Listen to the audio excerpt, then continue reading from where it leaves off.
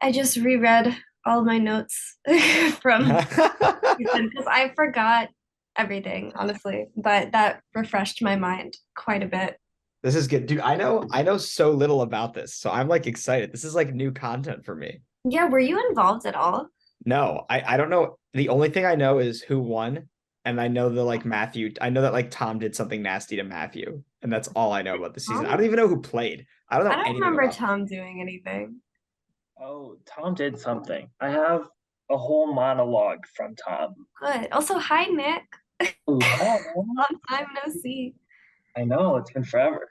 All right, welcome to Survivor Michigan season 4.5 recap. I'm here with Nick, who is the host, of Survivor Michigan 2.5 and 4.5, and Chloe, who played on 4.5. So I'm mostly going to let you guys just run the show and explain what this was and how people did on it and what happened with it. And I don't know, this is new for me. I know almost nothing about this season except for the winner and like one or two stories, but really I know almost nothing. So I'm really excited. This is new for me, and I'll just ask you guys some questions about how it happened. Yeah, so season 4.5 happened after season 4, the summer before All Stars. It was an online game. It lasted a very long time, way too long, to be honest. Um, But we just invited a bunch of people from Survivor Michigan to play. And in this season, I did something different. Instead of just playing another game of Survivor, I wanted people to like experience different reality show formats. So each week there was a different reality show format they were playing in. So like one week could be Survivor, the next week could be Big Brother, the third week could be The Amazing Race. It could go anywhere and everywhere. Um, but yeah, so this happened like 4 years ago now. So to be fair, I don't remember a lot, and that's why I think Chloe's gonna help, hopefully. But also, We'll I don't see. know. Yeah, we'll see. It's been a long ass time. So, without further ado, I'll reveal the cast of 4.5. So, as you guys can see, I don't know if I can zoom in, but the cast involves Abby, your favorite player, Adam, Andrew, Bree, Chloe, Cooper, Dylan, Emily B, Emily P, Aaron, Jack, Kat, who is Jack's girlfriend at this time, um, Not is this Katie. was this our cat like from season 4? Not season four cat. No, no, not His season 4, not girlfriend. season 4, Kat. Oh, okay. I was gonna say that'd be wild if her and Jack dated. I didn't I would that'd be some big that'd be huge tea. No, this is someone you guys don't know, and I don't even think she knows this is gonna happen. So that's why I added a picture of a cat instead. Katie, who was a producer for pretty much every season. Kevin, Matthew, Richard, and then Tom. But we started it by playing a game of King of the Nerds. This is a reality show that was on for like 2 seasons, but it was essentially just like trying to be the nerdiest person.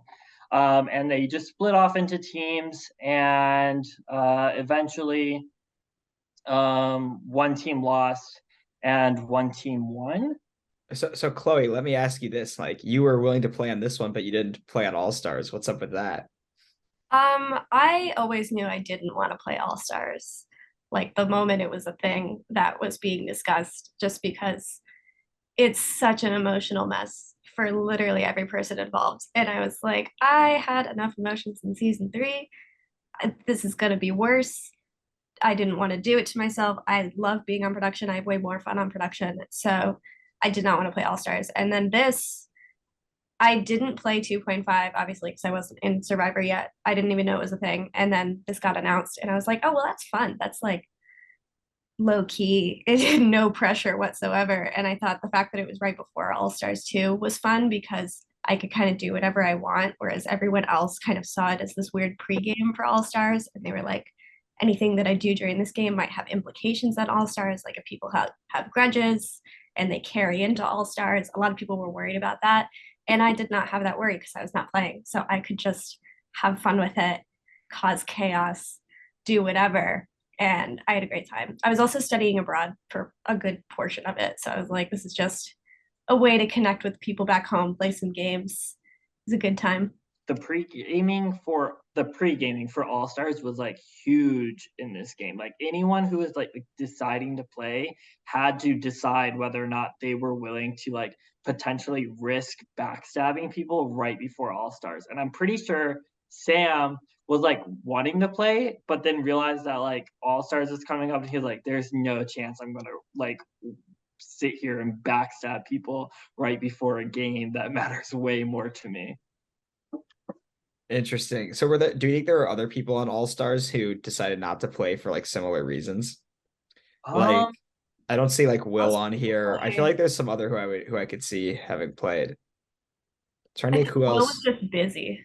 yeah, I think Will was just not there. It takes a lot of time. I did not anticipate like I would be sitting at my computer playing like Pac-Man for 7 hours Oh for a yeah. challenge, and I was not ready for that. Yeah, But I think I just didn't have time. Most people were into it, and it was like gonna be fairly lighthearted. But I think All Stars pregame also played a huge part in the strategy that was involved. yeah. It was definitely supposed to be something that was silly and fun, but obviously still like strategic in its own way. But when people get invested, they do, like Chloe said, play Pac-Man for 7 hours because they're like, well, I don't want to get voted out. I'm so And good at Pac-Man now. yeah, if the challenge is Pac-Man and you have all day, you spend all day playing it at some point because you're just like, I don't want to go home, so we're gonna do it. Yeah, so after the teams get formed, they look something like this. And the team on the left lost, which means they had to vote one of their own in. But then, Into um, what? What does that oh, mean? yeah, sorry. The team on the left had to vote someone from their team to go into a challenge, where if they lose the challenge, they go home. So essentially, they would get nominated and face off against someone else in a head-to-head challenge and go home. And that happens a lot in this. So if I say they're going in or they're getting nominated, it's like they're getting put up to be eliminated from the game. So instead of like Survivor, where you can just vote someone out right away, sometimes they have to play challenges, or like there's only 3 people up to go home instead of everyone being up for to go home. So the team on the left, one of one of them had to, or they had to vote one of themselves in, and then the team on the right also had to vote one of themselves in. Or sorry, the team on the right also had to vote a team member from the team on the left. So essentially, 2 people from the left team would go into elimination. Is there a way to make that bigger? Oh, that was not good. Um, I think I don't really know what the strategy was at the beginning, but I do know that Tom's name was floating around from the left side. I think a lot of people were just like, we don't know if we can play with Tom or what would happen. And then I know on the right side, I think Andrew's name was floating around just because I don't know if Andrew was as talkative at that time, just because people were busy. But from the left side, when everyone was throwing out Tom's name, Matthew like tried to push his way in to help him and just kind of like give a little bit of like, hey, maybe we should save Tom because he hasn't really like gotten too much chances. Like, let's play with Tom. And so he's talking to Tom and actively trying to help him. But Tom knew his name was going around. So at some point, Tom was like, you know what? Matthew has the most power. So why don't I go to the other team, or why don't I go to Matthew? Tell Matthew that if you do not find a way to save me, I will make the other team vote you in. So he essentially goes to Matthew, says, I'm going to blackmail you if you cannot keep me safe. And then if you don't keep me safe, the other team will vote you. So How did he have the power to get the other team to vote for him, to vote for Matthew? I don't think I he don't did. he didn't really, but Tom's head, he was just like, I'm going to expose that you are leading everything over on this side. And I don't even think On day one. Yes, this is like day 2 or 3, and they're like, Tom is like, no, you're leading everything, and I'm going to expose it. So Tom writes this huge, oh, damn it, I just deleted it. 1 second. Tom writes this huge ass monologue. Oh, do you have it? Oh, I have it. I Oh, found yes. Where'd it go? We should have had Tom submit like a voice recording of it I or haven't something. seen this. Honestly, we can get the voice recording, but let me see if I can find it. I just deleted it a second ago. I bet I could get Tom to do like I bet I could get Tom to do like a staged reading of it and send it into us. Here you go, Ian. You requested it. As I'm sure the majority of this blue tribe knows, Andrew and me are at the bottom of the maize tribe. Let's get the 2 runs to face off against each other. But I'm sure you are wondering what you are wondering is, how did we get here? Who is really running the show on the maize tribe? The answer to this question is, of course, Matthew Israel. Right now, Matt is in a solid alliance with Jack and Kat, and pretending to be in a solid alliance with Abby and the 2 Emilys. Why, you might ask? Matt wants Jack as a shield, and he thinks that he can get people to be so afraid of the couple threat that he can sneak by.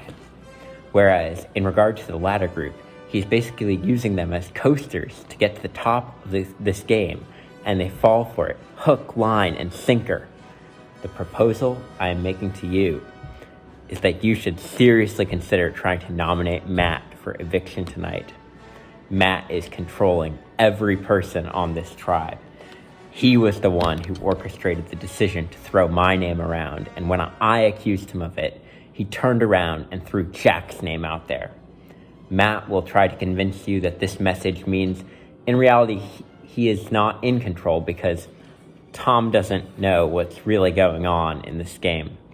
He will manipulate you and lie to you as he has lied to me.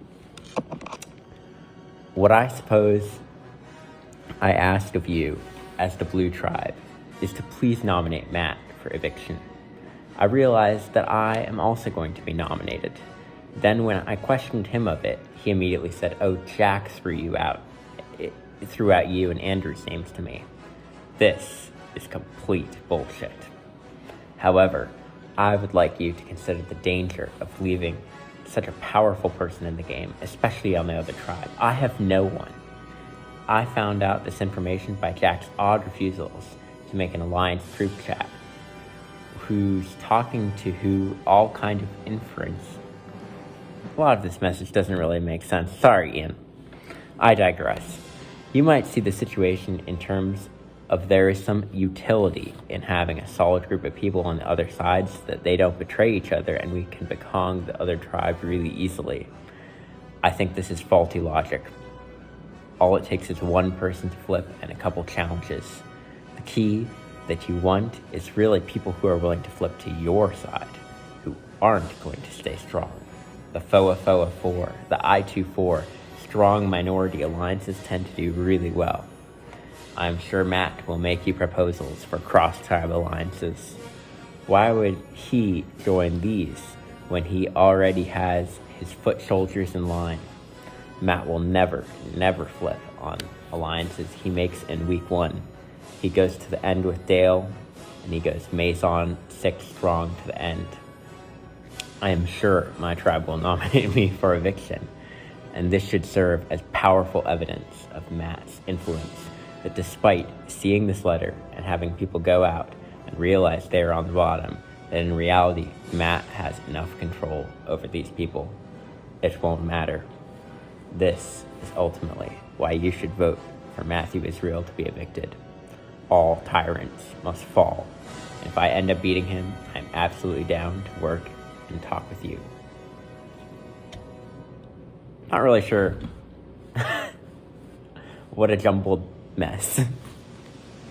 And he sent this to the entire other tribe, or like he sent it to everybody. The entire group. So Matthew is like sees it immediately and is like, "What the fuck are you doing?" It was so long. It was insanely long. Chloe, what did you make of this? Give me a minute to read this because it's so. There's more. He's gonna read it first.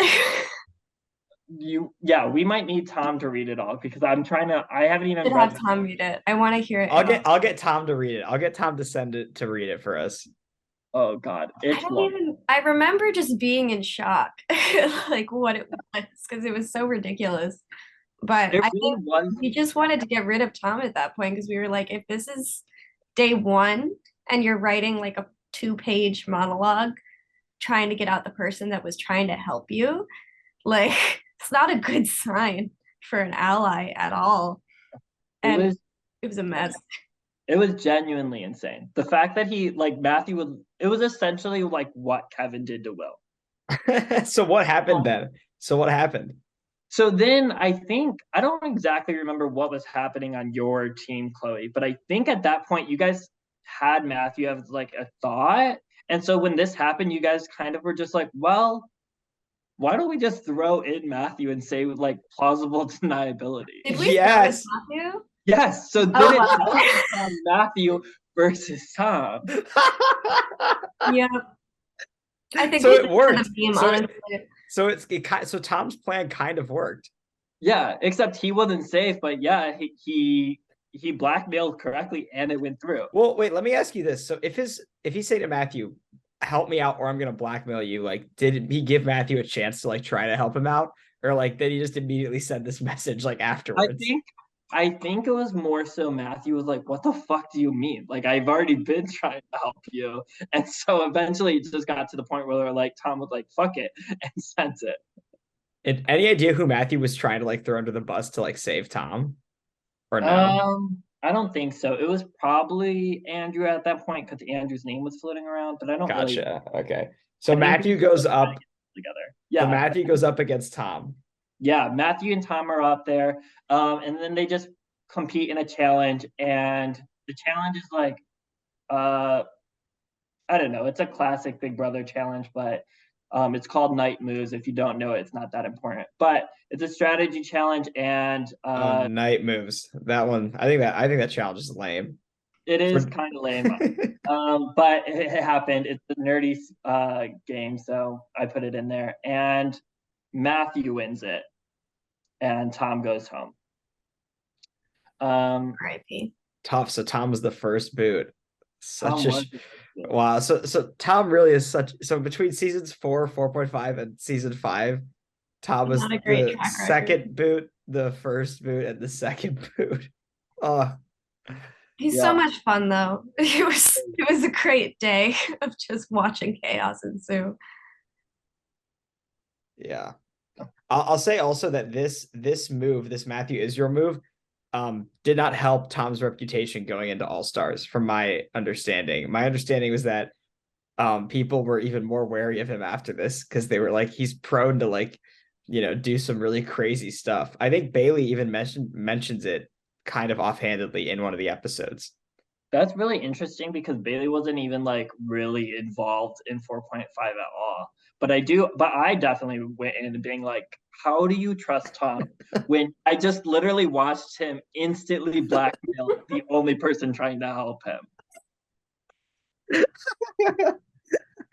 It just became an impossible situation for Tom.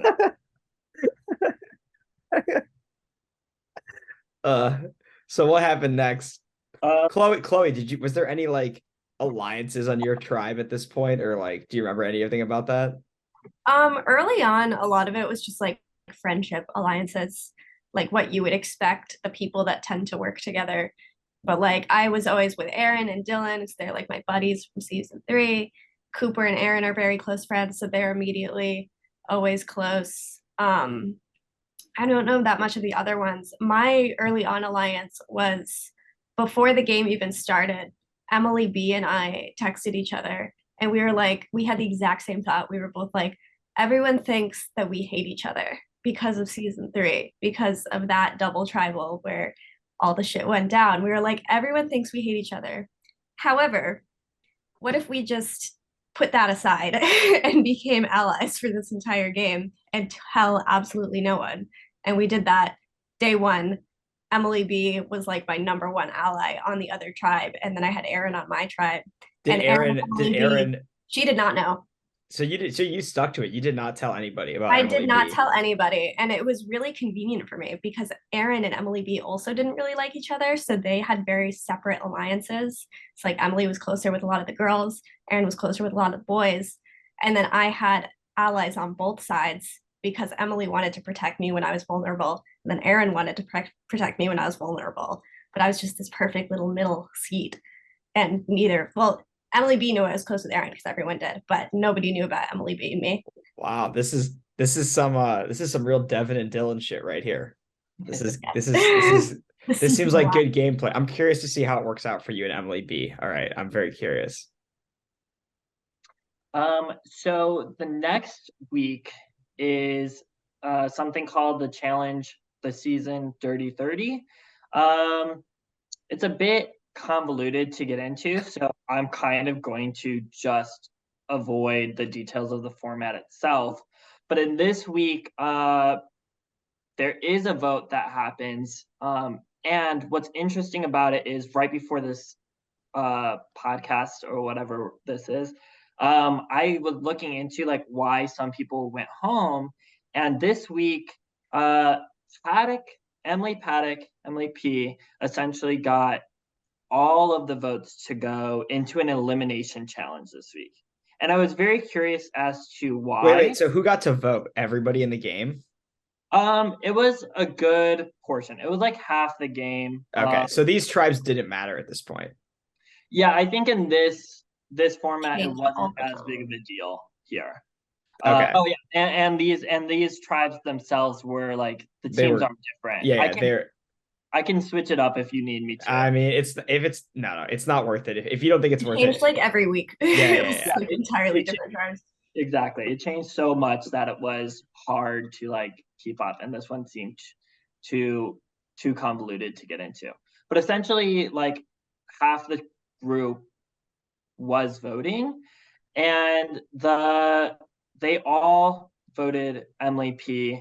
It doesn't look like there was any unanimous vote for Emily P. a Dissent. unanimous vote for Emily P. And I looked into her confessional to figure out why. And I don't know if this is fully true, but apparently a season 3 alliance was forming around this time and included everyone except for Emily P. And she had heard about it.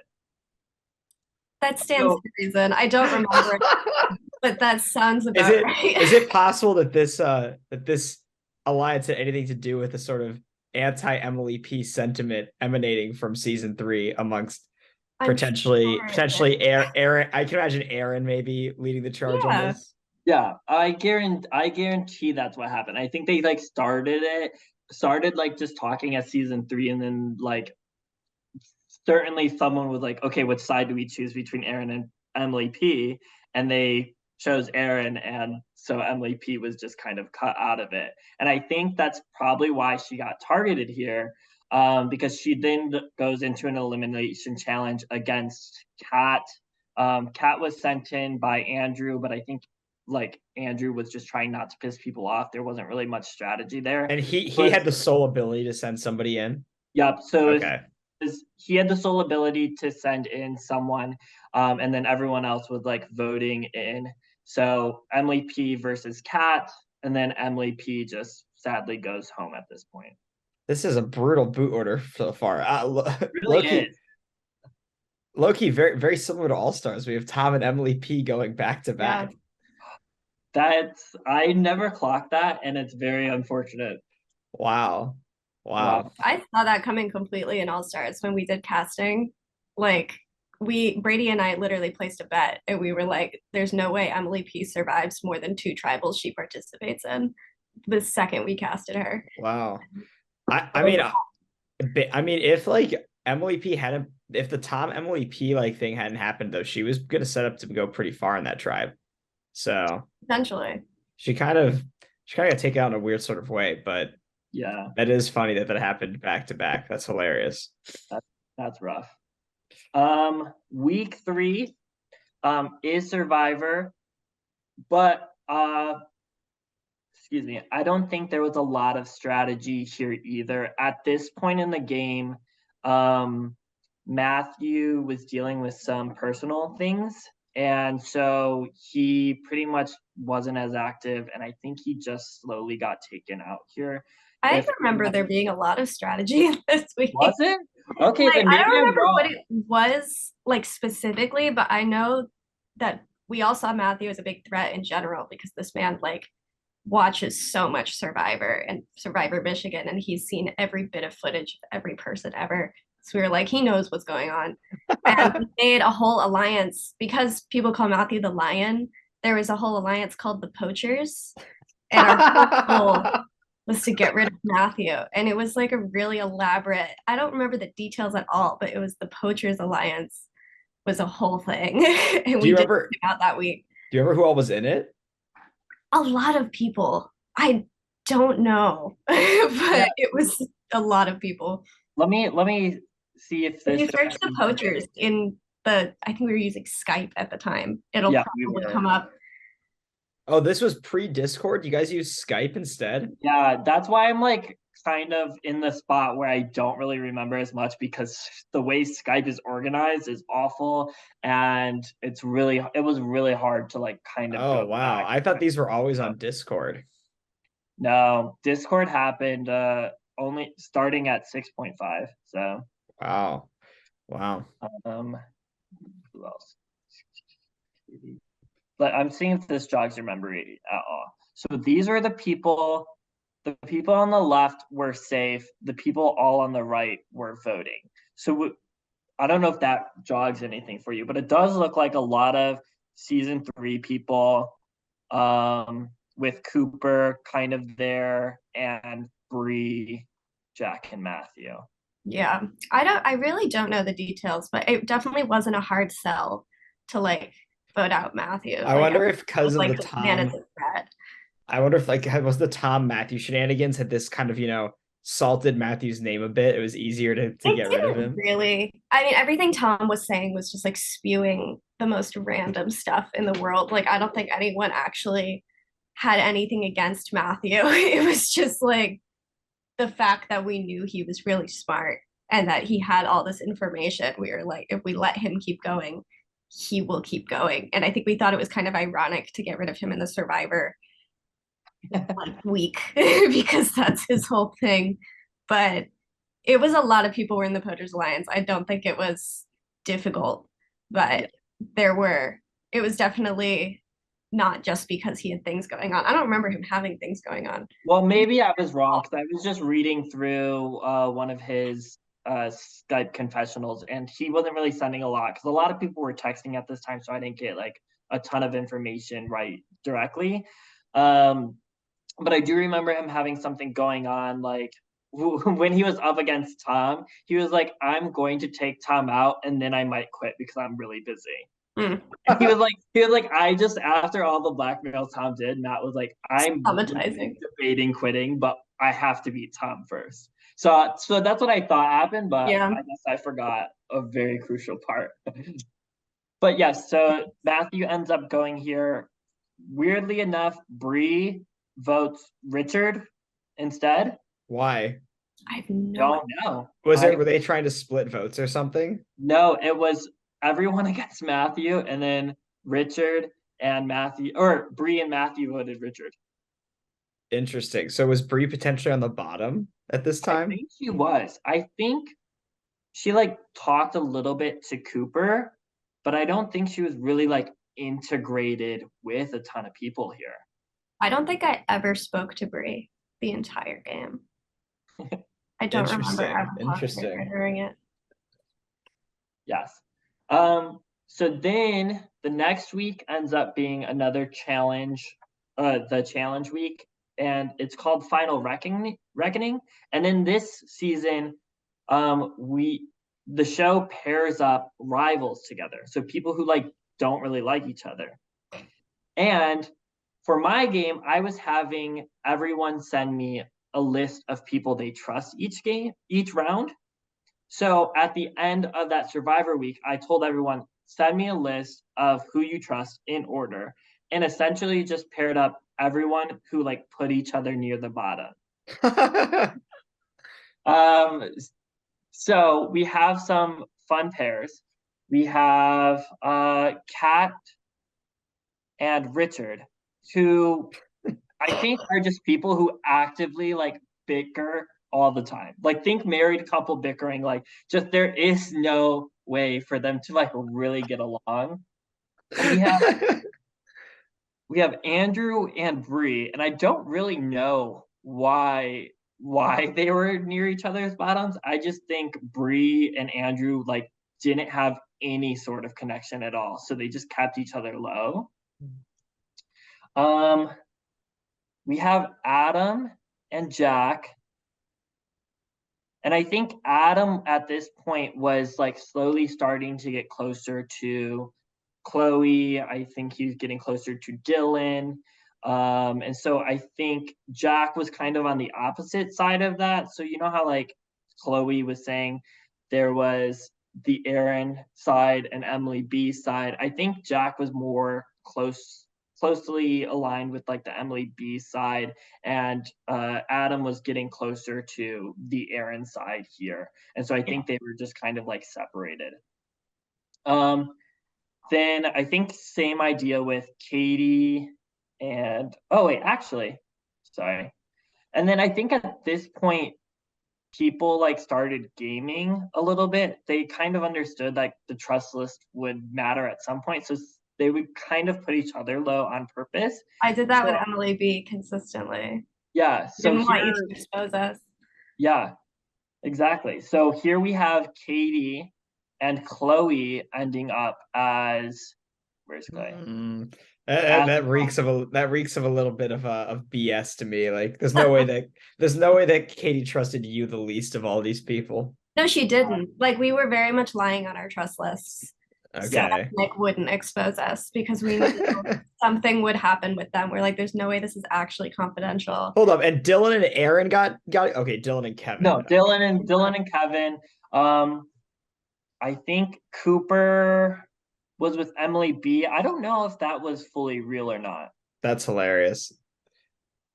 I think that might have been real. They didn't really. Yeah, I feel like they probably. Aaron and Emily really didn't like Aaron, and vice versa. Oh, that's fair. I do think that's probably true because Aaron also gets paired with Abby at this point. Yeah, and they did not like each other. And they did not like each other because Abby's really close friends with Emily B. So I think there was a little bit of rivalry that beyond just Aaron versus Emily P, there was a bit of rivalry between Aaron and Emily B that kind of residuated or kind of fell with Cooper and Abby as well. Basically, if your name is Emily, you are not going to be on good terms with Aaron. This is just a fact. This is just a fact, and everyone needs to understand this. Yeah. So these end up being the rival pairs. Richard and Kat somehow win the challenge. After they were like the bickering the whole time? They were, and I remember they went on a call at one point, and I like just joined it, was like on mute while they like talked about what they wanted to do. Because I think this one had some weird strategies. And again, it's convoluted. We don't really need to get into it. But winning the challenge gave you immunity and also gave you like extra votes. So you pretty much had most of the power in this. And they were like in the call, and I think I remember them like bickering and going back and forth. They like had a 30-minute call, ended the call, and then they were like, well, can we like switch who our target is? And then Richard was like, no chance. We're not doing that. Like they were just not on the same page. So I think they went with the people who would like make the least amount of waves because I just don't think they could get on the same page. And that ended up being Andrew and Bree here. So Andrew and Bree end up getting nominated pretty much by Richard and Kat, just because I think at this point, everyone is kind of in some sort of pair. And I'll go over that in a second, but it is like Chloe's with Aaron and Cooper are close. Cooper's close with Katie.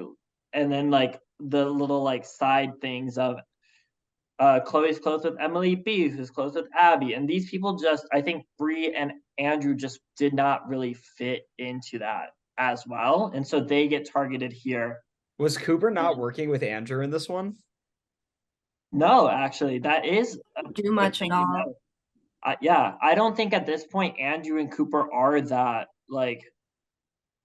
close, or I don't know. I don't know. I feel like I remember Andrew like not coming to like the first meeting or something. Like he just wasn't playing that much. Like Yeah, I don't know that he was really participating very actively, so people just didn't bother yeah, connecting.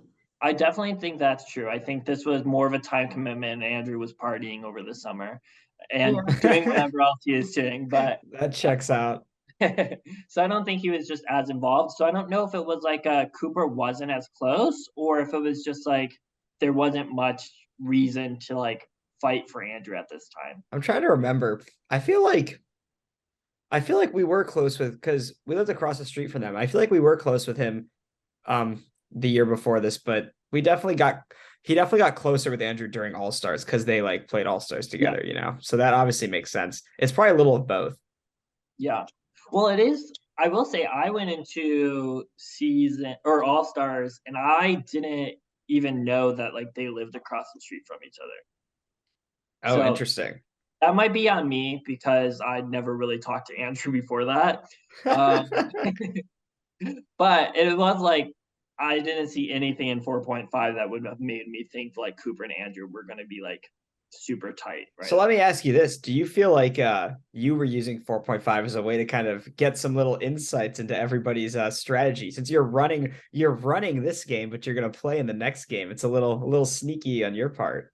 Oh yeah. I don't think that was my intention for hosting. My intention to host was just to do a fun little game over the summer. I did it in the summer of between season 2 and season 3, so I was just doing it again.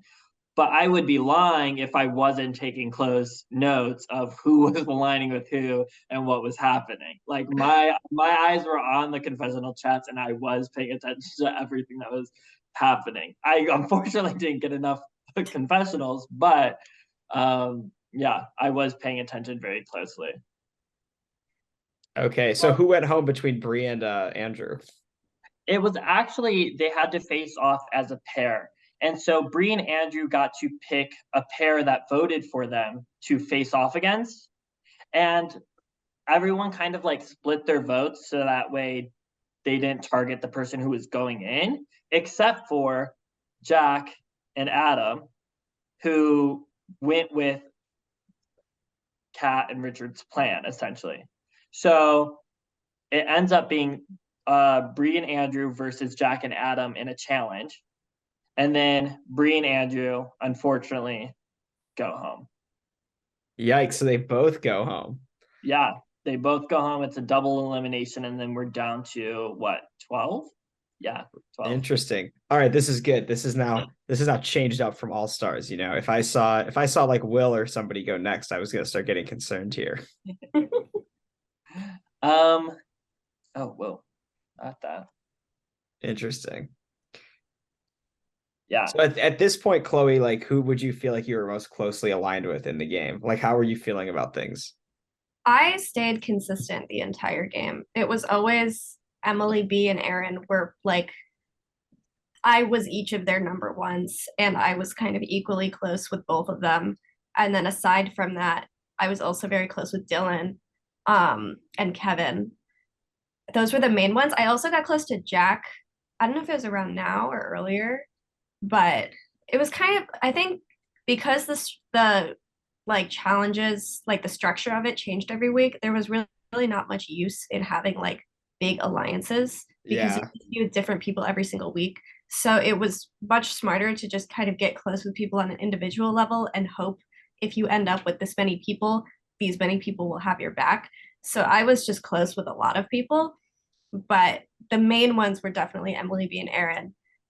Dylan, Kevin, Jack were the core of those. Yeah, I can actually go through a little bit of where it started, what it started looking like. I think at this time, I'm just going to move everyone over to the side real quick. Stop. I think it kind of looked like there were this pair of Chloe and Aaron. Me, Aaron, and Dylan were like a trio. I think that's kind of where it was. Like, I would put Dylan over here a little bit, but then Cooper is close with Aaron. Cooper's also best friends with Katie, so they become some sort of pair over here. You're close with Emily B, Who was close with Abby. who's close with Abby. I'll actually move Dylan here. That actually does make more sense. Yeah. And then I don't exactly know if Jack and Kat were close to Emily, but I think Jack and Abby were close, and I think you were kind of getting close to Jack at this time too. So then it becomes like Jack and Kat again are a pair, and they're over here. Then we have Kevin, Adam, and Richard.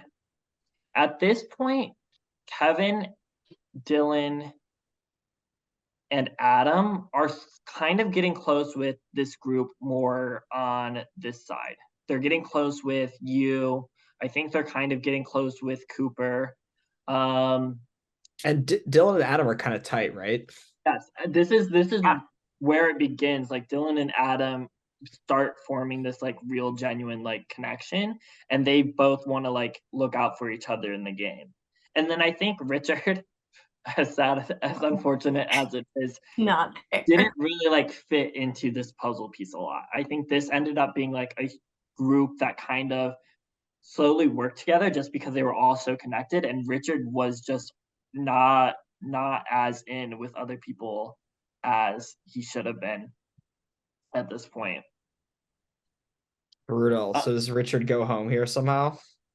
Actually, no, because the next week is a fun week for me, and I made it the Apprentice. So essentially, I created two groups of people, and they had to create a product and like try to sell it. It was just supposed to be like some silly job. But why I added it to this game is because after season 3 and after season 4, I felt like Survivor Michigan had a chaotic production team and didn't really know like how to keep things aligned. So I made the product that they had to create. Essentially, I forced them to plan an entire Survivor Michigan season and then sell it to me. I was like, give me a season that makes sense and is capable, like with challenges, so that way when we start planning future seasons, we know like how to work as a team and is not as chaotic. Did any of these ideas ever get used for like season 6 or whatever? They did. They definitely did. Yeah, I definitely. In All Stars, they got used. Really? That seems kind of sus if they got used in All Stars after. Well, they weren't ones they could practice. Like, I'm pretty sure the challenge that I planned that was like 2 weeks ago in All Stars, the one in the volleyball court where they had to just like fight each other. I forget. Okay. That one. Yeah, like it was things like that, not things they could really prepare for. But I was just researching like fun Survivor challenges from the real show and kind of adapted it from that. And I definitely used it in this challenge and then did it for real in All Stars. So what ends up happening here? So I don't fully remember the teams. Actually I do. I can show the teams. I don't know if it's really that big of a deal, but Kevin leads his team to victory. Kevin's side, I think it's Kevin, Dylan, Emily B, Chloe, Adam, and Katie. So so this is like your whole alliance, Chloe, basically. Yeah, it was really convenient. Chloe, do you remember this challenge at all? Like, was this a fun one? It was fun. Like, it was definitely very time consuming, but I think we all had the mindset. We were like, we're doing this, but this is going to help us plan later seasons. Like, we might as well put in some effort and save ourselves time later on. So we just thought, go all out for fun. And I remember us making like graphic design, like flyers for stuff. I don't know if that was this challenge or something else. Like, I remember making like posters for the challenges. And it was like I could look it up because we do still have the Skype stuff. So I might look it up and see this. This is so funny. I remember at some point, I don't know when or why I saw this, but at one point when I was looking for like the logo for like season 4, someone had told me that Kevin had made the logo. And so I like he made a logo for this. Yeah, and I found it, but it was it was named like there was like some other goofy names, whatever you guys called it. And I remember being like, oh, was this like a rejected idea for like season 4 or something? Like I did not know what it was, but now I understand. It was Yeah. we had to make fundraisers. This was what it was. We had to have a budget for our season and we had to get money for the budget. So we planned fundraisers. And one of them was like it was the ping pong paddle with the I forget what it's called with the thing, and then you had to like knock off the cup from the ping pong paddle that we did in season 4. Oh yeah, It was yeah. that, but we were supposed to do it at Rick's, and they were like, if you win the challenge, then you get a free shot or something, and it was like a promotional thing with. It was like we thought of full on fundraisers Yeah. for the budget. I was very serious when I think this might have been the format I first planned, because it was like during season 3 when there was like so many twists and like trying to like keep up and figure out like what was happening. It got convoluted just in like where all the chats were going. I was like, oh my God, we need a way to like structure this and prepare better for the future, and also just like have a plan. So I really went into this game being like, I am going to force people to sit down and create Survivor seasons for me. That's really funny, actually. Yes, the I mean, labors of Arbor. I remember seeing this and being like, what the fuck season was this? Like, was this what we were gonna do instead of Wolverine Wars? Like we had fun with it. We just rolled with it. 20. We had too Dude, much this time on now our I hands. kind of want to see this. I kind of want to see drunk people try to do this challenge at the bar. Exactly. Rick's would is be also good. Rick's is like the clubbiest bar in Ann Arbor, if you're not familiar. It's like where all the undergrads go to get like super, super fucked up. Basically, the drinks are like $1 on Thursdays, or at least they were when we were in college. I've heard they've raised the prices now, which is insane. But yeah, so everyone would go there and get hammered. So this would be super fun. I'd love to see this. The labors of Arbor. Cool. That's so funny. We were creative. This was mostly me and Kevin, I feel like. We just Yeah, had a lot of time. yeah. I can do- see Kevin getting really into this. But do you know who made the flyer? I made the flyer. Kevin made the logo, and I made all the flyers. That's so iconic. I love that. So I'm assuming your tribe won. Yes. Her group won, and then Aaron's group was Aaron, Cooper, Jack, Richard, and Abby. So they lost, and Aaron got to bring some people into the elimination with her, because if you lose a challenge that you're leading, then you automatically are up for elimination. How did her and Kevin get assigned as the leaders? I think I randomly split the teams, and then they could decide like who's going to Yeah. Did they know ahead of time that this was a risk of being the leader? Yes, but if you win, which I forgot to say, if you win, you get an advantage. So there was a risk and a reward. Okay. So Kevin does end up getting an advantage here. Okay. Were there any idols or anything at this point in the game, or like not really? I don't think so. I think the only advantage was the one that Kevin got. Okay. Okay. What did he get? He got a legacy advantage that wouldn't get revealed of like what it does until Final 5. So he has to get to Final 5 with it. Yes. So it wasn't like a big, huge Okay. advantage, but it was an advantage that he had and could claim to use however he wants. Like he could just pretend. Yeah. I can see Kevin having a lot of uses for this, honestly. Yeah. Give it to someone like Cooper, and it might just kind of like go under the radar. Give it to Kevin, and it's Okay. I'm excited. But Erin ends up losing, and she brings Abby and Kat into elimination with her. And essentially the way elimination works here, because this is just a fun, silly format, but it is based off of the show, it's whoever kind of did the least work or did like the worst at like creating the season would go home. How was that decided? It was me and a few other just like judges who looked at like the end results that they created. And we all just kind of like came together and were like, who created this part? Or who did this job? And we were like, So for example, I don't remember what Aaron's team really created, but say for example, we really did not like Chloe's poster. We'd be like, who created the poster? They would say Chloe, and I'd be like, well, Chloe, that's why your team lost. So like, this is on you. Goodbye. That would be how it goes. But they loved the poster. But we did love the poster, so Chloe was safe. It was just Aaron, Abby, and Kat up for elimination. And I don't remember why, but I think this week Abby just was like so busy and put like no effort. That's wild because Abby's an artist. So I would think that she'd be great at this one. Yeah. No one asked us to make art. Like, we just thought of doing that. I don't think they'd made any art. Oh, you guys went like above and beyond. Okay, I understand. We were bored.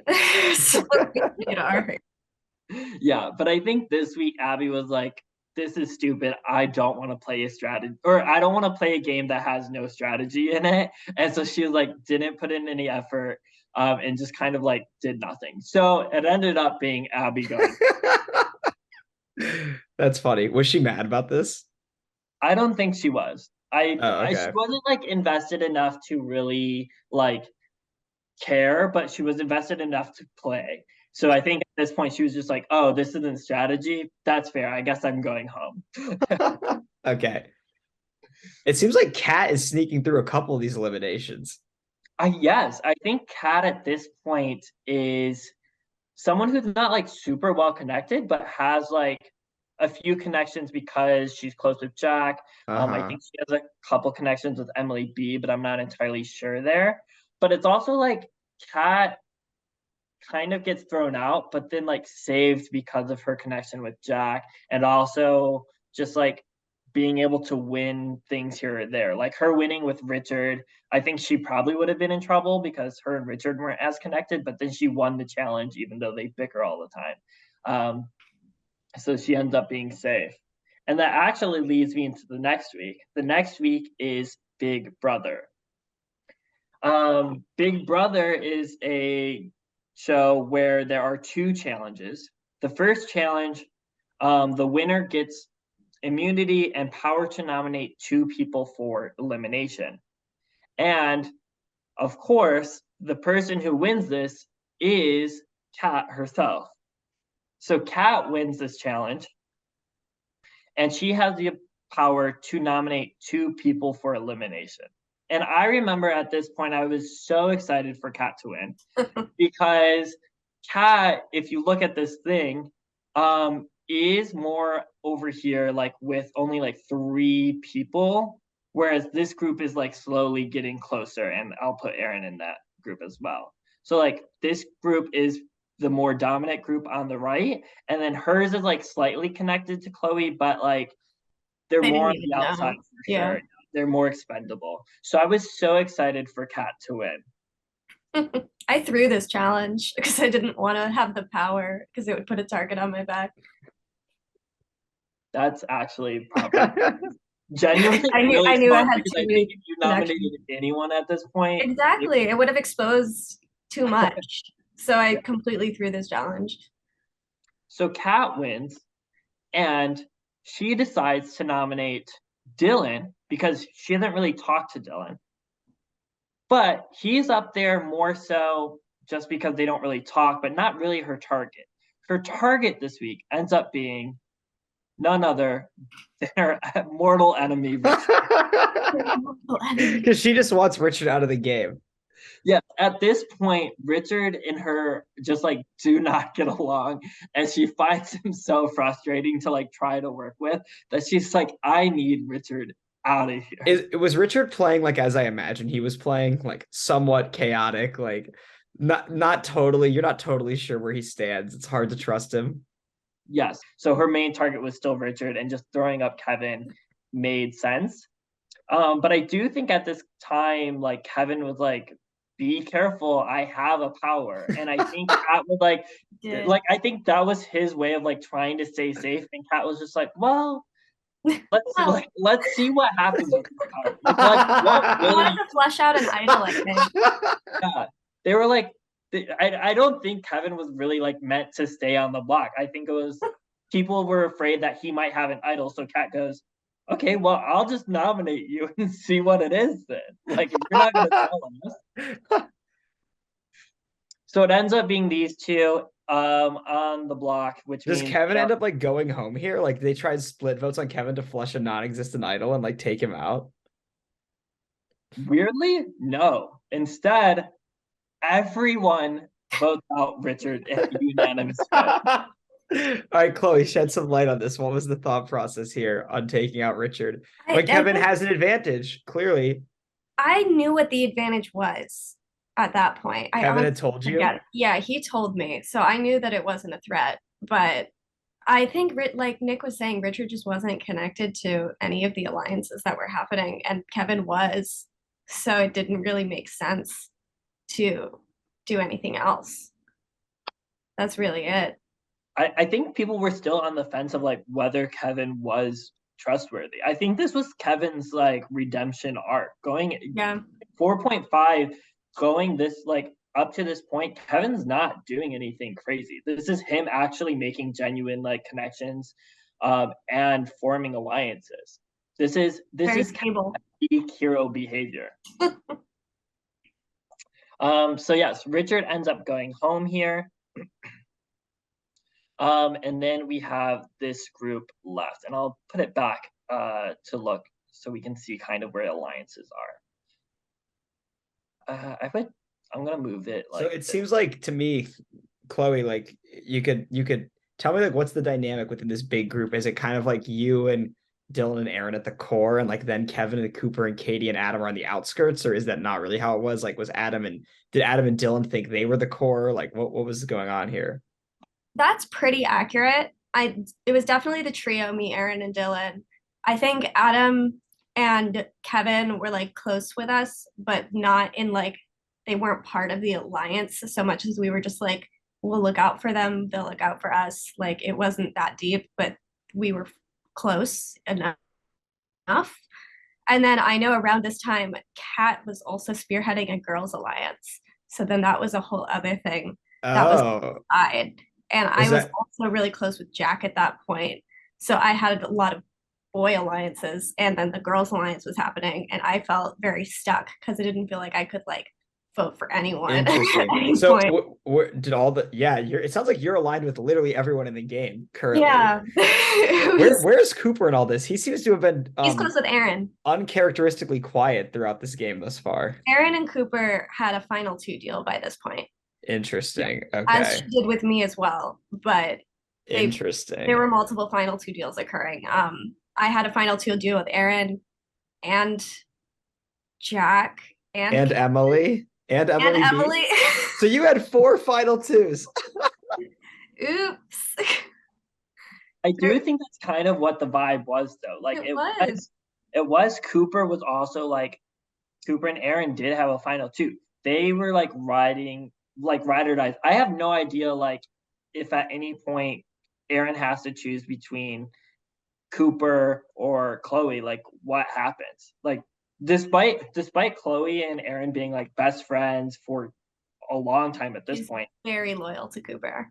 Yeah. I've never seen her betray Cooper in one of these. He's very loyal to him. I have no idea what would have happened. And I think Katie's like with Cooper, and Cooper has like some slight connections with these guys here. I don't really know if like Cooper was close with Jack, but I would assume there was some connection. I think Cooper is like all over the place, but his real loyalty was to Aaron. Yeah, definitely. Cooper's number 1 was Aaron for sure. Really feels like Chloe's running the whole game here. I guess we'll have to see how that works out for her. This following week is hilarious for me. Nick can start. You're gonna have to shed some light on this following week because I don't fully remember everything that happens myself. But coming into this final week, we do have a comeback competition.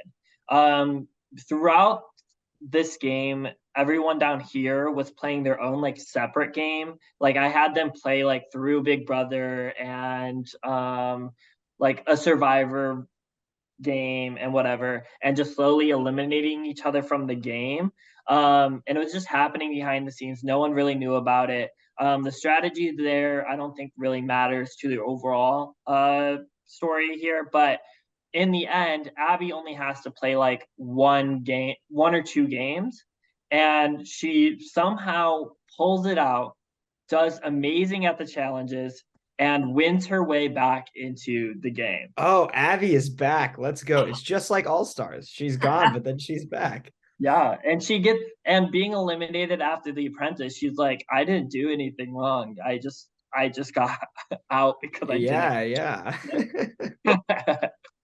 So she is back and she is in the game. And then we go into a format that Tom specifically asked me to bring in. It's called Pirate Master.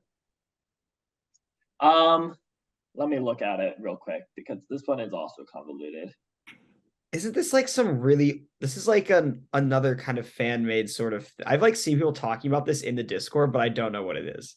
Pirate Master is a game that aired on, I think it was CBS, like years and years ago. Even at this point, it was like so long ago. It had one season. It was people like going around treasure hunting and like living on a ship and then voting each other off. It was bizarre. It kind of sounds amazing. It kind of sounds amazing. I might have to check. Can you find this anywhere? I might have to check it out. You might be able to find out. I'm sure it's there. Let's go. Like, let's all go. Okay, next summer, let's all go to Lake Michigan and we'll do Survivor Michigan 11.5 Pirate Master. Oh my God. I would love it. So in this challenge, if you won, you got power and you were able to pick like two people to essentially be with you and nominate people. So Dylan wins this challenge. He gets safety. He gets to pick Aaron and Adam to pretty much help him choose who he wants to nominate. And they're all safe. Yes. So all three of them are safe. I think Adam and Aaron get to nominate pretty much by themselves, but Dylan is working with them at this point. So they all kind of talk about it anyways. Yeah. But ostensibly he chooses them and then they pick who's up. Exactly. That's exactly what happened. I can get into the strategy of how Dylan won this challenge. You're talking about who becomes captain? Yes. So that was a whole thing. That's where this week was a mess. But this is what we refer to as NapGate. Where what happened. I like this. I always like a gate. This sounds juicy. Yes. So we all had to vote for who would become captain. And basically, Kat was spearheading this girls' alliance, and I was already close with pretty much all of the girls except Kat. So I wanted to kind of start to get close to her. So I suggested to her, I was like, you should be captain. I'm going to rally the troops and make you captain. And then that would like help us gain trust, whatever. And I was really close to Jack, who's her girlfriend. So it made sense. And then I told Erin about it. And she was like, I don't want Kat to be captain because Kat's going to put up Dylan again. And I don't want to get rid of Dylan. So I was like, okay, well, I have to betray one of you. So that's going to be interesting. So my plan was I told Erin and Dylan, I was like, so what I'm going to do, I can't go back on my word. I told Kat that I would vote her to be captain. I have to stick with that or her and Jack will kill me. So I sent the text. And the interesting thing about this season is like the voting periods were like 4 hours long. It wasn't like live. So I sent the text to Nick saying like, I'm voting Kat to be captain. And I screenshotted it for proof, etc. And then I told Erin and Dylan, I was like, I'm taking a nap. If anyone asks for me, I'm asleep. Don't like, nothing can happen right now because I am asleep. So don't even try to text me. So that anytime anyone tried to text them or me and ask about me, they're like, she's asleep. What can we do? She already voted. So it was this 4-hour period of strategy and where they were trying to get the vote onto Dylan instead of Kat, and me pretending to be asleep when I was awake the entire time. But the plan was basically for them to vote for Dylan to be captain, which was enough votes. They only needed like 2 or 3 people to get Dylan to be captain. And for me to still vote for Kat so that I don't go back on my word, but Dylan still becomes captain. And then Jack and Kat can't be mad at me because I wasn't involved. I was asleep. Did everyone buy this? Yes, they completely bought it. So Wow. what happened was Dylan became NapGate. captain. Jack and Kat got super mad about it because they were like, how dare you go back on your word? And I was like, no, I was asleep. Like, I didn't go back on my word. Here's the screenshot proof. I voted for Kat to be captain. Aaron and Dylan just changed the whole plan while I was Wait, you're asleep. allowed to send screenshots of your votes in this game? I don't think it was allowed. It might have been a little. This seems. I think I asked you. Whoa. I think I asked in production chat. I was like, can I do this? And I think you said yes. Interesting. I feel Usually like it's not allowed. So I don't know. I don't remember what happened there. I don't know if there was like something. Interesting. I think I asked. Some controversy in proof. 4.5. And I was like, look, I voted for you. They changed this whole thing while I was asleep. And then all the blood was on Aaron's hands instead of mine. Why did Aaron agree to this plan? I don't know, honestly.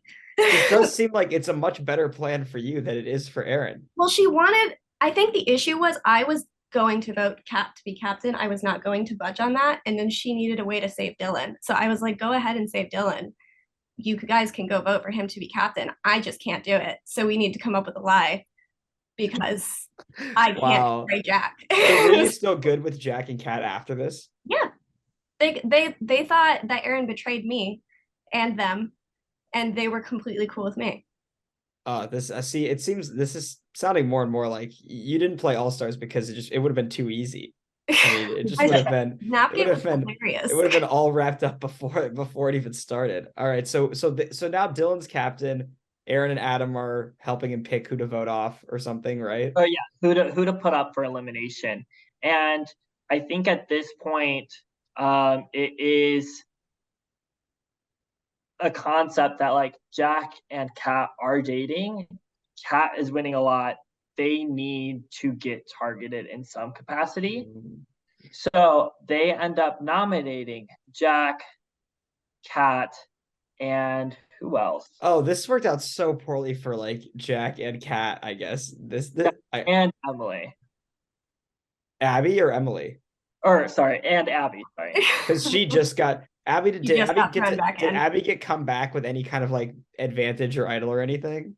Yeah, at this point, she came back, and in this challenge, they were like split off into teams. I don't fully remember the teams, but she was able to pick like 2 people on her team, so that like she did have some power. Like if her team had won, there would have been no voting for captain. She would have just been the captain right off the bat. So she had a little bit of advantage, but her team lost, so she didn't really get. Gotcha. It didn't work out. Tough. Okay, so what happens here now? Everyone votes for one of these people? Yep, everyone votes for one of these people. And I don't know the strategy, but I think Abby is safe here because she's not part of the couple. This was the girls' alliance. Kat voted against her own boyfriend. Like she called me while he was out on a run, and she was like, this is the only time I can talk to you because he's out on a run. We're getting rid of Jack. Like the girls' alliance has to go. Like she knew that they as a couple, they were going to be targeted at some point. She was like, it won't be me. Like take out Jack. And we did. Wow. Did like was like Dylan or like who did Aaron and Adam and Dylan think was going to go home when they nominated these people? Well, Aaron was in the girls' alliance, so she knew. But did Dylan and Adam know it was going to be Jack, or did they not care? I don't think they cared that much. We probably told them. Wow. So do you know how close the vote was? Like, was there any votes for Kat and Abby? Yeah, there was 0 votes for Abby, 4 votes for Jack, and 1 vote for Kat. So Jack ends up going here. Wait, how does that math work out? 1, 2, 3, 4, 5, 6, 7, 8. Wait, I don't understand. Oh, did the captains and these 3 did not get to vote in the top right? Okay. It was only this group who got to vote. So who voted for Kat? Who was on the outs here? Did Cooper not know what was going on? Cooper was close with Jack. Yeah, I think they were just like they were close. But they still had like a season 1-2 connection. Yeah. Like they were still friends for a few years. So for him, it made sense for Jack to stay. But I don't know if he was actively like trying to keep Jack. He probably was. I think he was part of the Girls Alliance. I think he definitely was. Interesting. This Girls Alliance is looking kind of scary right now, honestly. Yeah. It was interesting. Dude, Chloe, you're so insulated in this game. This is crazy. I know. I was in Did such anyone catch on to any of like what's happening, that you were like basically like in every single No. alliance in the game? Well, because no one knew about Emily B. And then my Let connection me with the other people was via Emily B. Like I barely talked to Abby, but Emily B and Abby are super close. So I got all the information. Like it was very rarely like swaying decisions at this point. It was more so just us sharing information constantly. So I was very well informed for everything. And we would always wow. protect each other when we could. Like if I was nearly vulnerable, Emily B would gather her troops and be like, "Meh." Yeah, she had to find a sly way to not vote me out. Yeah. Interesting. Did that ever Yeah, come into did that ever was there ever any like moment where you like had to save her or she had to save you, or vice There versa? was one moment, the only time I ever told anyone about Emily B. I don't remember what Or we should we called. wait for when it gets to I there? think it's the Bachelor week, I think. Okay, let's wait for it then. but yeah, this is kind of like where things are falling now. There is this girls' alliance here, but we still have like Dylan, Aaron, and Chloe. We have. Did Aaron tell Dylan or Cooper about the girls' alliance? I don't know. I feel like Dylan might have. Probably. I don't know. Well, that's a good question. I feel like if Cooper knew, he would have flipped out and started Yeah, like freaking out. I don't think I told them, but Aaron might have. I think I remember Dylan like kind of knowing about it, but that might just be fake information. I have no idea. I might have to reach out to them and find out. I'm kind of curious. Yeah. So the next week is. Let me see if I can get Cooper real quick. I'll get Cooper to come in here and give me an explanation. Honestly, Cooper could join because he does have a moment coming up soon. Yeah. Should I bring him on? That moment. Yeah, that's up to you. I know you don't really want all-stars people as much. Yeah, I don't want to, but we could have him on for a brief cameo to explain like a few things, then leave. Just because he lives with me, it wouldn't be hard to get him. Yeah. Here, one sec. Let me go see what he's up to. I'll be right back. All right, Cooper's gonna join for that round. Okay. So yes, so the next round ends up being a game show called Are You the One? Second Chances. It's based off of the dating show Are You the One? So it is people like trying to find their perfect match. So people end up getting paired into groups or into Pairs. They get paired into pairs based off of who they put really high on their trust list. So all of these duos that we've been seeing kind of get shown. We get a pair of Emily and Abby. We get a pair of Cooper And Aaron. and Aaron. I'm assuming we're gonna get Adam and Dylan. Yep, that was next. Adam and Dylan are a pair. And then we have these four. And they're like not as clear as pairs. So they're like number 2 or 3 on each other's list. So Chloe gets paired with Kevin. And I think Chloe was gaming this as well. So I think it's fair that like Aaron wasn't near the top of her, or like wasn't the exact top of her list. And I don't think she was like had Emily near the top either. I forget. So, like, yeah, I know I had Emily like at the bottom or something. And then I think Aaron put Cooper first. yeah. So I think I was second, which is why she was paired with Cooper. And I think I might have put Aaron first, but I'm not positive. Yeah. And then Katie and Kat were just not really on the top of anyone's list, and they were both in the middle of each other. So they unfortunately got paired together, despite the fact that it was supposed to be like these really tight knit groups. And I do think Kat and Katie are talking at this time. They're just like not as close as everyone else was, or like all these other pairs were.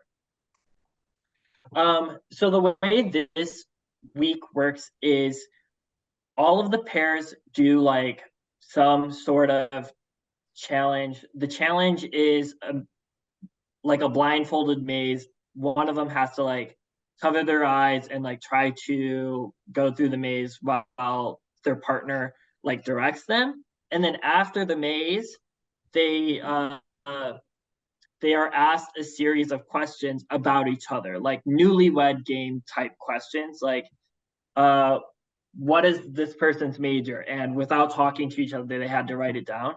And the more questions you got correct, the more time that got taken off of your maze. And whoever had the shortest time wins, and whoever has the longest time in the end loses and is automatically up for elimination. So it is both a physical challenge, but also a challenge where you have to get to know each other. And unfortunately, Katie and Kat are just kind of like, they do bad at the maze in general, I think, but then they don't make up any time really with the questions. And so they are automatically up for elimination. I'm trying to remember who wins that week. And shockingly, Dylan and Adam end up being the winners that week. So they are absolutely safe from elimination. So then everyone gets to vote one of these 3 pairs to go into elimination with Katie and Kat. But the trick here is, are you the one second chances is about trusting your partner, trusting your perfect match.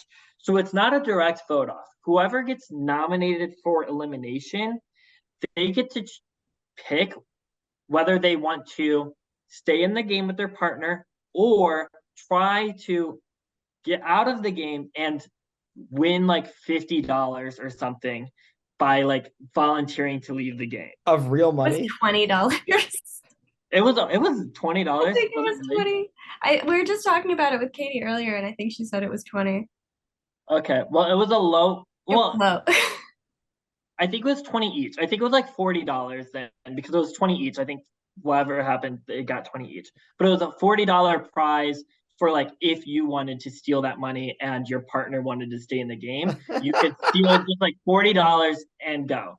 And so at this point in the game, So if your partner chose to stay in the game and you choose to steal the money, you're both out of the game and you get $40.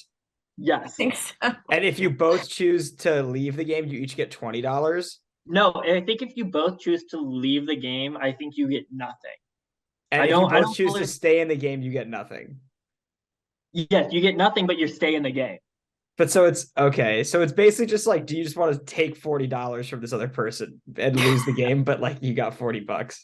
Yes, exactly. So like at this point, if you've seen All Star, you know these people are intense about gaming. But I'm here, I've played orgs for years. So I'm just like, well, this is just a silly little online game. If I'm making money off of it, I'm gonna take the money. I'm a broke college student. Like, it doesn't matter to me. I'm gonna just take the money. It's not that big a deal. But these people were very into it. So all of them were like, there's no way we're doing it. So they all just, I think, ended up voting Abby and Emily in because they were like, well, Abby might think she has like the worst shot of like winning because she's already been voted out. So I think it was just like an easy way for them to be like, well, maybe if they go in, maybe Abby will take the money, or like maybe something will happen and one of them will just take the money. So they end up getting voted in. And what happens here is if Emily and Abby choose to stay in the game, then Kat and Katie are automatically eliminated. What happens if all 4 of them choose to stay in the game? Well, Kat and Katie don't have a choice at this point. They are just up for elimination because they lost the challenge. And so it is up to Emily and Abby. If they both choose to stay in the game, Kat and Katie are eliminated. But if they choose to leave the game, Kat and Katie will get to stay. So there is a bit of like trying to convince Abby to leave or whatever. But unfortunately, Abby's like, no, I don't care about $40. Like, it's not that deep to her. And so she decides to stay in the game. And Kat and Katie end up being eliminated. But because there was $40 on the line, they each got a split of that. So they end up losing, but like get $20 out of it. So it's not the worst. Okay. I vaguely recall Katie telling me about this bit once before, but I wasn't able to follow it at all. But now I understand. Yeah, it's really unfortunate because I did think the money would be a bigger thing just because I've played online so many times. I just thought this was like whatever. I just thought it was like just a game. It's silly, no big deal that people would be up for it. But all of them were like, that's stupid. Was All it of them- your money? Whose money was it that was being put up? Everyone like I think paid a $5 to $10 player fee. So like if you For win, what? Oh, you get it at the end? yeah, Okay. if you win, you get it at the end, and it was also for this format specifically as well. Okay. But everyone hated this. They thought it was dumb, and I was the fool here. So that's my Yeah, I feel maybe that's what it is. Maybe I've heard Katie complain, but like, oh, I lost because of the stupid money format or whatever. Yeah, that's exactly it. She fully blames it on both the pair and the money format, which is fair because if she was like paired with Cooper, she might have done better and stayed in the game.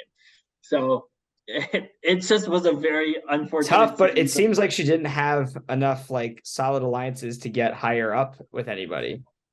Yeah, it would have. I think it would have taken a bit for Katie to fully get much further. I think she had some connections, but I do think at this point, she was relying heavily on Cooper and Aaron, and as you can tell, they put each other first, and I don't think they would have been able to save her too much. So she wasn't in the best spot. I mean, Cooper's days look numbered here. Like I don't see how he's making it out of this whole thing of Adam, Dylan, Emily B, Kevin, Chloe, and Aaron. But I guess we'll see if Aaron's protecting him. All right. So what happens next? So the next format is a little fun take that I did with The Bachelor. What I did was I asked everyone to send in a trust list again. And I took everyone's like average placement, and whoever, I think it was average placement or like whoever was on number one the most on the most times would become the Bachelor for the week, which meant they were safe. And as much as we think Chloe is insulated here, I think it was average.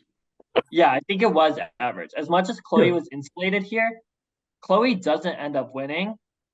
Adam ends up being the Bachelor, which is very, like, for me, seeing this happen, it's just very telling for Adam, even going into All Stars, because it's like Adam is really good socially, and if you look at this group, he was generally like second or probably like second or third on like most of these people's lists. Like he was close with Chloe, he was close with Aaron, he was really close with Dylan, close with Kevin. He didn't have enemies with Emily or Abby. Like he was really just like very much in a good like social standing with a lot of these people. Even if he wasn't like everyone's number one, I think it was average, and he was just like really good with these people. So as the Bachelor, everyone else had to compete for his attention. The people who did the best in the challenge, and it wasn't really directly for his attention. It was just they competed in a challenge, and they got to go on a group date with Adam, where they would get to like put people up for elimination. And so the people who win that challenge end up being Aaron. Control Z. It ends up being Aaron and Kevin. So now they have to agree to nominate 3 different people. And then Adam will get to choose out of those 3 people who goes home. Aaron and Kevin end up nominating Abby, Emily B, and Dylan. And I think this is a product of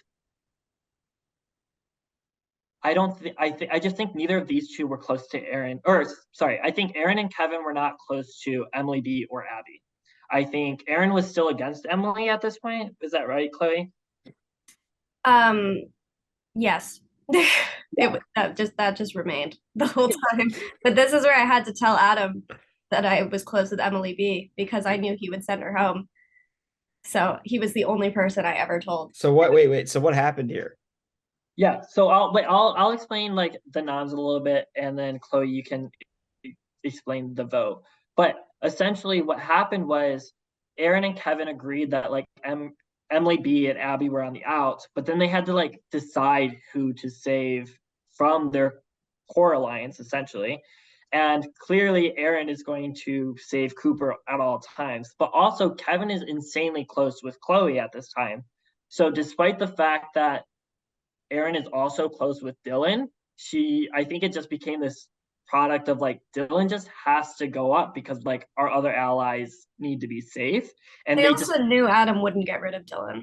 yeah, I think that was part of it. I don't think Dylan got too mad here because he felt safe with Adam. So it just became an easy out for them. And so it ended up really being between Emily B and Abby here. Yeah. And you can go ahead and explain the vote, Clay. So then it just came down to Adam, who I was talking to a lot. We honestly didn't have a lot of strategic conversations. We just happened to both really like watching Bachelor in Paradise. So we were talking, which was occurring live at this time. So we would just talk shit about reality TV every week, and we just gained a random trust in each other. But he told me straight up he was voting out Emily B. And I was like, oh, wait, please don't. But I couldn't really come up with a fake reason. So I just told him straight up, I was like, please tell no one. We've been extremely close allies this entire game. Get rid of Abby instead. And he agreed to do it. And I don't think he told anyone, to my knowledge. How is that good for him to do this? Well, he wasn't going to get rid of Dylan. And he was close with me. So he didn't want to fuck me over by voting out my Did you tell Emily that you had to tell Adam? Yes. And Because she was going home. She was how scared was she, you think, when this was happening? She knew it was the only option because she was like, he told me straight up, he was like, yeah, I'm gonna vote for Emily. And I was like, I had to save her. So she was happy I saved her. But Adam had sole control over who went home, right? Yeah, sole control. He got to pick out of those three who left. Wow. Interesting. She was so upset because Abby was like her second closest ally. Let me ask you this, Chloe. Did you ever consider just letting Emily go home here?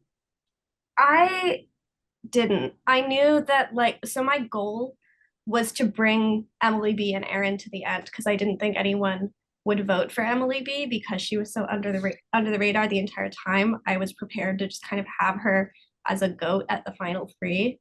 And I knew if she went home, there was no other goat. So I wanted to keep her around till the end. Interesting. And she was giving me a lot of information. So it was a very fruitful relationship. It sounds that way. Okay. So Abby goes home. Abby does go home here. Is anyone like surprised by this? Like, did this clock you in any way with anybody else? Like, did Cooper, Aaron, or Dylan, even anyone be like, weird that Abby went? We thought Emily B was going. I don't know. They wouldn't have told me if it did. That is a good question. I actually also don't know. I don't know. Maybe.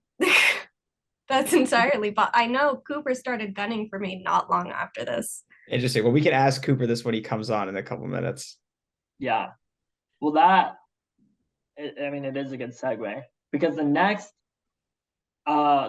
week is the Genius. In this game, it's a lot of like trying to outsmart and outstrategize people. All of the competitions are like, even if you're playing for safety, that's all it is. You're still like trying to outwit your other players. So in this challenge, everyone got, and Ian, you're gonna have to help me try to wrangle this in because it might sound confusing on paper. But here, I'll just move everyone here.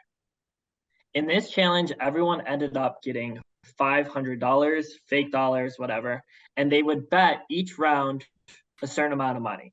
Whoever bet the most amount of money would win the bet. They would lose that money and get the chance to eliminate someone from winning the challenge. And winning the challenge was important because the winner would pick 2 people to be safe, including themselves. So they would get to save 3 out of the 4 players, or 3 out of the 7 players. And then I think, yeah. Oh, yeah. And then the loser of this challenge would get to pick out of the other players who gets to face off against them in an elimination challenge. So we have a winner who gets to save 2 people, And then the loser is automatically up for elimination, and they get to pick one other person to go against them. So it is important to like win this challenge and also avoid losing this challenge. Why wouldn't you just bet all of your money? Well, that's the twist, is if you bet money and you don't win the challenge, out of all of the people left, out of all the people who lost the challenge, whoever had the least amount of money left would be sent into the elimination. So like you could be sent home the first round, or you could be sent out of the challenge the first round, but if you still have all your money and you don't spend it at any other point, you're fine. Because even if you're eliminated from the challenge, you can still bet money and send other people out. I don't know. I'm not really following this, but I'm just gonna assume it makes sense. I don't think it will, but I do think it's important. So I'm going to try to reword this. I don't remember how this worked at all. Is this the big like round? Should I bring Cooper in for this? Yeah. Yeah. All right, I'll text him. Maybe Cooper will be able to explain it. I don't know. Yeah, I don't know. I feel like I've seen some confusing formats, but this one's throwing. This is now making me feel like people have tried to explain this to me before, and I have never been able to follow what they were saying about this. Okay, well, the genius itself, the main concept is there's a main challenge where everyone like tries to outsmart each other, and the loser automatically goes into elimination. Like what I was explaining, the big like betting and all that is completely outside of the genius. It is just a challenge I created. Gotcha. So the genius is something slightly different, but the challenge itself is about is where the confusion I think comes in. And I'm trying to figure out the best way to word it, but maybe we can skip how it's worded and just kind of explain the main gist of what happens. So I can just explain like the winner of the challenge keeps two people safe, and the loser of the challenge faces off against someone. So I'll explain that. Okay. Cooper, we got you here for what apparently is particularly spicy round involving you. Now, Cooper in general, my goal for these is to avoid bringing on like people who are actually on All Stars and give other people screen time, like our good friend Chloe here. Nick, unfortunately, he like ran this game, so I had to have him on. But because you lived here and we had some questions, it seemed like you could maybe help us answer them. So I'll do my best. I was telling Nick before this, I only remember like one single round from this game, and it is this round. And I remember parts of it, not even all of it, but I think I can help. Do you remember how the challenge worked? Kind of, I think. So this was the genius, yeah? Yeah. Okay. So I want to say there was something about everyone started with, I don't know, 100 or 1,000 coins or whatever. You started with a certain amount of like coins, and each round you like bet a certain amount of coins. And I think whoever bet the most lost those coins, but got to eliminate somebody from the challenge. And they were like out. And then I think whoever was left at the end won. So they like won the main match.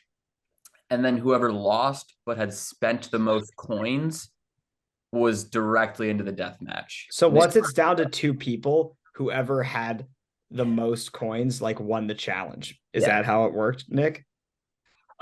Pretty much, except it was possible for the people who are already eliminated to like bet still. Even though they were eliminated from the game, they could stop their like enemies from winning. Most people didn't because they didn't want to spend the money to like put themselves up for elimination, but it was a possibility. But for the most part, once you were eliminated, you were just like chilling and waiting. Okay, so what happened here? So I believe at the very beginning, let me double check. Adam spends money to eliminate Kevin from the challenge. Everyone else bets like very little or $0, but Adam spends like $40 or $50. And so he automatically has the least amount of money, but Kevin is out of the challenge. So now Kevin is like over here out of the challenge.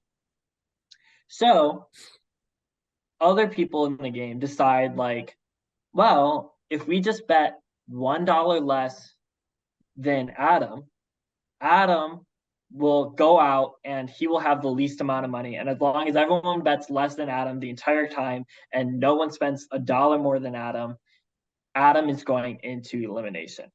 So Chloe ends up betting, or I think Aaron ends up betting like $1 less than Adam did, and she takes out Emily B. Then the next round, Chloe bets $1 less than Adam, and she takes out Dylan. I'm not entirely sure why, to be quite honest. I don't remember. That doesn't make sense to me. But then it ends up being these four left. And this is where I think some strategy came into All right, play. Cooper, you're nodding your head. What was your role in all this here? I'm vaguely remembering this. At a certain point, I then realized, because the strategy was like everyone was like, okay, we're going to eventually take out Adam, and then he's going to wasn't Adam? I don't remember all the specifics actually, but the goal was that Adam was just going to like be the person who lost. But I was at this point in the game, I was like, okay, all these season 3 people, minus Emily B, kind of, but like the Aaron, like Chloe, Dylan contingent was like mainly running things from what I remember. Yes, It was. And I was tight with like Aaron, and I really trusted Aaron, but I wanted to basically flip it and come after, like, I wanted to like try to get Chloe and Dylan in that death match together so that one of them went home, I think is what my goal was. I think so. So you had no suspicions that Chloe was tight with Emily B? Not really. No. Okay. All right. This is a question I had, but I guess never mind. This is just showing how much even better of a player Chloe was, I guess. This was also all occurring while Aaron was visiting me in New York. And I remember Cooper was flipping on me, and Aaron was aware of it, but she was like sitting next to me this entire time. And it was just a complete mess for her because she's very close with both of us. And I got wind of it, and I got insanely mad at Cooper. The only time I've ever been mad at Cooper, but it was very dramatic at the time. Yeah. So I don't remember how the math worked out, but I basically went to Adam, I guess at this point probably, and was like, hey, if we start betting certain amounts, we can actually win this. Like Chloe will go to the death match because she has the most amount of like coins spent. And then you can also send Dylan there and we can get them in there together. I don't remember how the math exactly checked out. But there was some way to. I'm remembering it now. So what happens is Cooper does go to Adam and go, hey, we have the most pretty much, he goes to Adam, he goes, Adam, you're going in unless like you win this challenge. If you do not win this challenge, you are going home. So Cooper pretty much goes to him and says, I don't need to win this as long as you choose me to be safe and like make sure like no one can pick me to go into the elimination later.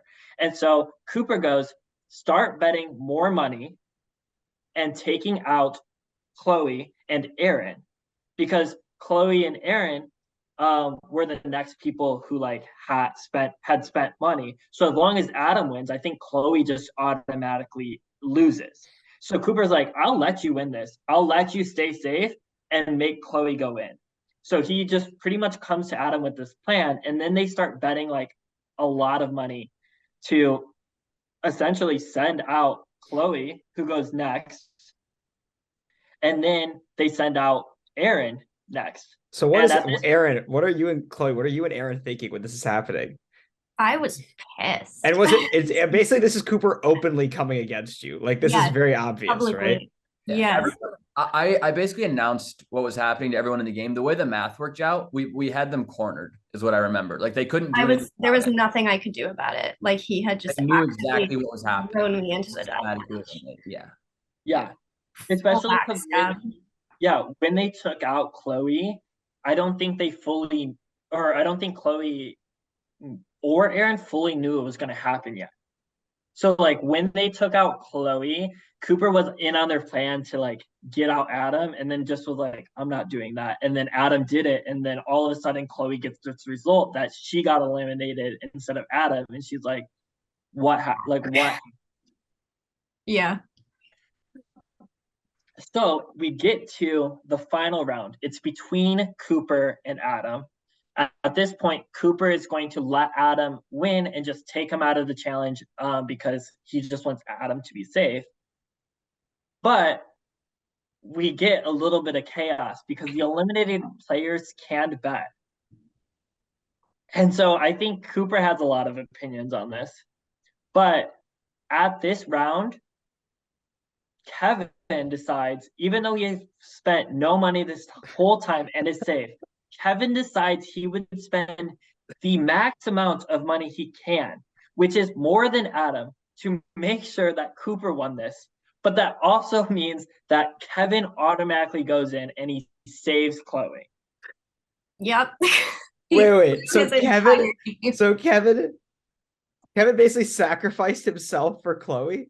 Yes. Kevin, who is completely safe in this scenario. He was Chloe, did you ask him to do this? Did you like get him to do this? So he called me. I was texting him panicking, and he called me. And I was in New York with Brady and Aaron because they were visiting me. We were seeing Dear Evan Hansen on Broadway that night. And he's a huge Broadway geek, and he collects playbills. And he didn't have this playbill, and he was like, "Can you get me a playbill of Dear Evan Hansen?" And I was like, "Yeah." Like, Kevin collects playbills? Yes, he's a big musical theater geek. I did not know that. Get me this playbill, and he's my friend. I would have gotten it for him regardless. But he was like, "Yeah, can you get me this?" And hold up, though. Isn't the whole idea of collecting playbills that you like want playbills of shows you've been to? Like, isn't that kind of into it and like lost the playbill or something? Or like mom threw it out. I feel like that's kind of a bogus collection if he's like collecting a bunch of playbills of shows he hasn't been to. But that's an aside. Okay. That's besides the point. He really wanted the playbill if we were going that night. Don't tell me the playbill had some involvement in this deal. It's kind of did. He was like, if I throw my whole game right now, will you give me this playbill? And I was like, obviously. Are you kidding? Like, why? And he was like, I just want to cause some chaos. I think it would be kind of fun for me and Dylan to go up against each other. It would be really dramatic. He thought he would probably beat Dylan, but he was like, yeah, can I just like, I'm just gonna, if you give me the playbill, I'll throw this whole game. And I was like, okay. Why was it assumed that it would be Dylan as well? Because in this scenario, I think Cooper, Adam had to choose, I think. Yeah. So what happened is I think the winner of the challenge got to pick two people to be safe. Cooper, Adam, and Emily were decided at this point they were kind of like going against these three. So they were like, we'll keep each other safe. And so then it became Kevin's choices became Dylan, Chloe, or Aaron. And I think everyone was just kind of closer to Aaron and Chloe. So everyone just assumed Dylan would be the one going in. And he wanted to go against Dylan. He thought it would be fun. He wasn't thinking. It was just like, this would be a funny, chaotic thing to throw out before All Stars. Like, I'm just going to throw this entire game for a Dear Evan Hansen playbill and give you my legacy idol if I go out. So he also gave me that. In that, he told me about the legacy idol in that phone call. And then he was like, yeah, if I lose this, I'm giving this to you. Don't know why. Love the guy. Cooper, what did you think about all of this? I mean, I was obviously pissed. I was like, getting out Kevin does absolutely nothing for me. Like, he's working with them, but he's clearly not doing anything. He doesn't care about this. He's not fun. Yeah. So like the real people we needed gone were like Chloe and Dylan. So if Kevin's gonna put himself in and probably lose this challenge, yeah, that does nothing for us. So yeah, I was not happy. How mad were you, Emily B, and Adam about this? I mean, yeah, we were pretty pissed. We were like, what? Because it obviously doesn't make any sense. He was basically just quitting. Did this become public knowledge pretty fast, like why this was all happening? Yes, I think so. It was really obvious when he bid basically all 1,000 of his coins. Cooper, how shocked were you when that happened? I'm sure I was shocked. I don't remember all the specifics of it, but like I'm sure I was just like, why? Like what? Like it was basically him quitting. Like yeah, for a playbill and some. It was literally like Cooper was ready to take control of everything. People were like finally about to go against like the Chloe, Dylan, Aaron contingent, and then Kevin just goes, "Nah, fuck that." And just wait, let me ask you this. was there any way you could have prevented Kevin from finding out what was going to happen, and like stopping him from being able to know this is what you guys are going to do? Not really. It was pretty obvious what was happening once Adam started bidding really high. Yeah. Wow. It just became a situation where like it was either going to be Chloe if no one did anything, or Kevin if he decided to randomly sacrifice his game, and that wasn't even on people's minds. Everyone just assumed Chloe was going in. Thank you, Kevin, if you're watching. Save my. Wow. So I might have to get a Kevin. I just started writing down a list of people I need to get to send in stuff about this. I kind of think we need a Kevin confessional here as well, explaining this. It And was maybe fun. It was maybe a showing chaos us the Kevin Dear moment. Evan Hansen playbook if he still has I it. did give it to him. If he didn't have it, that would be even better. If he still has it, that would be kind of funny. Hey guys, Kevin here, coming at you live from my bedroom in a whispered voice, mostly because I don't want to wake up my roommate. So I got a little story to tell about my experience in 4.5. So, I've been watching a lot of reality TV over this summer, mostly because of the format of 4.5. So I'm reading Reddit comments about, what you should watch. And one of them was The Genius, the South Korean reality TV show, and I've become enamored by it, at least watching the first season because I couldn't find the rest. But that's not the story here. I'm telling Nick and the rest of the producers about how excited I am that it is happening, but also before that, how much I really wanted to see that within the season. So in the back of my mind, there was a lot of different thoughts going on. Number one, if it was going to be the Genius format, I was going to make it a spectacle, as I always do. You gotta be impressed that I kind of kept it within myself to not do anything too crazy. Making it to the merge and, finding myself in a pretty decent spot. The second point is, obviously, I have the ego of a maniac. My arrogance is unbeknownst beyond mankind, so I was like, I'm obviously the smartest one running this challenge, and if it doesn't go my way, I'm gonna make it my way in the end. So I have this relationship with Chloe, and I hear about how at the end of it all, she's likely the one going into the battle back. And so me, in both a knight in shining armor, as well as the idea of that, when people think about going into a fire-making challenge, and telling, the person with the immunity necklace, put me in, coach. That's kind of was the thought process in my head. It would be a little bit of good credibility. I got to save my ally, and I got to take out a threat in the game. So I was doing it both as, a little addition, but also, to flex my ego in a bit, because obviously I thought I was the smartest one. That wasn't the case. But before the end of my own fiasco, there's two funny stories related to it. Obviously, my favorite thing to do is to piss people off, more so than to help me and my game go forward. And so knowing that Cooper and Dalen were going to suffer because of my little fiasco, no matter which way it went, was exhilarating for me. The other part is, I've been trying to hide it for a little bit. I am a massive musical theater fan. I love my musicals. So I'm talking to Chloe and she's telling me how she's watching Dear Evan Hansen. And I'm like, well, I've already got this plan formulated in my head that I haven't told anyone about. I can spin it in a funny way where if I do this for her and save her game, I get a Dear Evan Hansen playbill out of it. Now, unfortunately, I don't have it with me at the time, but I've seen, Wicked, obviously, Sunset Boulevard, I've seen Into the Woods in DC, and so it just kind of all culminated into this fantastic mess of chaos. And if the only thing I'm the biggest proud of, I got to go out of my own accord, within my own rules, with whatever my thought process were at the time. The unfortunate part about it was I think that really synthesized players' thoughts going into All-Stars, the mentality that Kevin is a wild card. I am an enigma. you cannot trust him because he will do whatever the fuck he wants.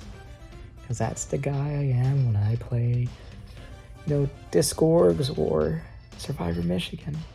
So it was a good precursor in meddling with people's minds. That was maybe not to the benefit of my game, but always going in as a kind of archetype. And that is who I am. Peace out, YouTube. Hope you guys continue to root for me or hate for me in the comments. Haha. I'll text But him yeah, about so it. then it does end up being Kevin versus Dylan. I think Kevin does try here. It wasn't like a full quit.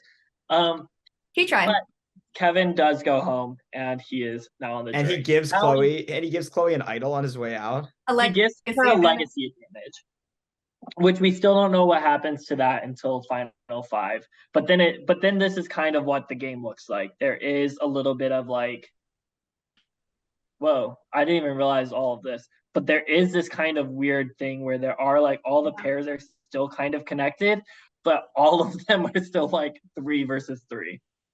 Interesting. And no one knows that Chloe and Emily B are tight. Yeah. And I was extremely mad at Cooper. All right, Cooper. You can should we keep Cooper until Cooper gets voted out? I mean, it's gonna happen really shortly. It's next. Okay. I said publicly in like the main chat when this all happened, I was like, Cooper, like, you just betrayed me. You're next. Like, I will do absolutely anything to get Cooper out next. And I said that and then I did. Cooper, did you know you were fucked basically as soon as this plan did it work? I mean, the formats here were similar to like what I would say Big Brother. Like once you got to this point, it was like win challenges or go home. So like it didn't really, I mean, yeah, the sides were super clear now. So like if your side didn't win the challenge, like, yeah, you were fucked. Like that's just how it was going to go. Yeah. I don't know how the next week went, honestly. Dylan won something. I remember pleading with Dylan. Yeah, the next week was Endurance, which is a classic TV show where they put like 14-year-old kids in a Survivor like kind of vibe. It wasn't like on an island, but they would compete in challenges and then vote each other off kind of vibe. It was an old show. If you're a reality fan from a young age, you know what it is. Anyone at this point does. Yeah, so they compete in a challenge. Whoever wins the challenge gets to send 2 people into elimination, essentially. And the winner ends up being Dylan. So Dylan, at this point, is with Chloe and Aaron. They are the trio. It is them against the world, essentially, because no one knows about Chloe and Emily B except for Adam. But whatever happened to Adam and Dylan? Are they still tight or like not really? Well, I think after this situation, because Adam was like, oh, well, we do want Chloe and Dylan into the elimination, Dylan's like, well, I don't really care for you anymore then. And so now Adam and Cooper go into elimination. And these 3 are safe. Wow. I mean, this is just so tough. This is like, you and Adam really just got absolutely boned here, but this is hilarious. Yeah. I mean, like I said, this like the end game of this was very much like challenge heavy. Like if you weren't winning challenges, you just had no power. It's like this was such a hard challenge too. It was like 24 hours of like, or 12, I don't know, being awake for this buzzer thing. And I knew I was simply not going to do that. So Aaron and I were just like, Dylan, you're capable of this. Win it for us. And he just did because we knew his vote. Like the 3 of us was 1 vote. We were all going to do the same thing anyway. So we just let him do it. And we sat back for most of it. That is a good point. Like this challenge was one of those things where like, I think every 5 minutes they had to send a message and whoever could do that the longest would win. It was an endurance challenge. And so Dylan stayed up and did it for a long time, I believe. Really long. I feel like it was like 18 hours. Oh, was it? Holy shit. Maybe that could be completely wrong. It was very long. I remember him being up like until 5 in the morning and us not doing that. Yeah, I remember you guys not doing it that much, but I don't remember. It doesn't look like I have. He put in the work for this challenge. Yeah, I want to say it was going to be him or Adam that won. Like, I think I was also busy or something. Like, I knew right away that I wasn't winning the challenge. I think Yeah. maybe. That makes sense. I could see that. But yeah, in endurance, because it is a kids show, the challenge itself, the elimination challenge, is really not that cool. They call it a temple of fate, where they let fate decide who stays. So it ends up being a game of rock, paper, scissors, essentially. Cooper's just getting so mad. This is so funny. I mean, you couldn't have given me any kind of like cool challenge. Like, Oh, I stayed true to the formats as best as I could, and so I decided Between this and the one where Abby went out because she like was bad at making posters or whatever, this is a great season. I would have loved to watch this. it was supposed to be a silly summer season, and I made it a silly summer season. So So Cooper, I'm that- assuming Cooper loses rock, paper, scissors to Adam. So Cooper loses rock, paper, scissors to Adam, and he is the next member of And just like that, let's kick Cooper out of the Zoom call as well. Cooper said, Hi, let's go to Cooper. next. Oh, wait. I'll just leave. Yeah. I was going to kick you, but there were some settings that like we're going to report you to Zoom. So I didn't want to do that. That's fine. All right. Yeah. The tribe has spoken. So All now right, final five. I want to know what this legacy advantage is. I've been waiting for so long. I don't remember. Oh Yeah. my God. I'm gonna have to read it for a second. So I know I used it correctly. I have no idea what it was. I remember this legacy advantage did give you like a decent amount of power, but I don't remember if it like completely made you safe. Let's see. I have no idea. Final five, we have Aaron, Chloe, Dylan. They're the trio. Chloe and Emily still have their connection. But it is really like these three versus those two for the most part. And Chloe has a legacy advantage. And this legacy advantage is huge because the next week is a game called Capture. Capture was created after the Hunger Games, and it was supposed to be like this reality show where like you chase other people around a map and like tag them essentially, and if you tag them, they're like in danger of going home. So in order to emulate this online, we needed someone to be the tagger, and Chloe's legacy advantage let her choose the tagger. But I'll explain how the game worked so you get to know why the tagger matters. So the way it would work is everyone played a long series of challenges. It was supposed to be emulated after the Amazing Race, so they would do like little mini games where they got to like put pictures together and then like have like a detour where they could pick one mini game or another mini game, whatever. It was just supposed to be like the Amazing Race. If the tagger beat no one, if they had the lowest score, they would automatically be eliminated from the game. If they beat one person, that means the tagger and the person they beat would be up for elimination, and everyone got to vote between the tagger and the person up for elimination. If they beat more than two people, or two people in general, the hunter or the tagger got to choose which of those two people they beat, or which of the people they beat got to go into the elimination vote. So Chloe has a lot of power here because if you're the tagger, you're at risk for elimination. But if you beat everyone, if you're like really good at the challenge, then you have the power to nominate someone. So she would need to choose someone she trusted, but also didn't really want to like put her own game on the line at the same time, kind of vibe. Trying to remember what my strategy was here. Who did I put up? You ended up making Aaron the tagger. That makes some sense because like Aaron, we knew it was mini games, and Aaron is like known for being very good at flash games. So I knew that she wouldn't lose. And I don't think I wanted her to go home. I don't know. This is a random Maybe I was question. okay with her going home because I knew she was a threat. I remember I started gunning for her around now, but I honestly don't remember. Random question. Nick, do you know like in orgs and stuff, now that Adobe Flash is gone, like how do they do these flash game challenges? Do they just not have them anymore? There are like other Flash games that exist that are based off of a different kind of like code. So they do exist still. I don't really know how they've adapted entirely. Because I Gotcha. know a lot of the like classic games are no longer available. That's tough. That's brutal.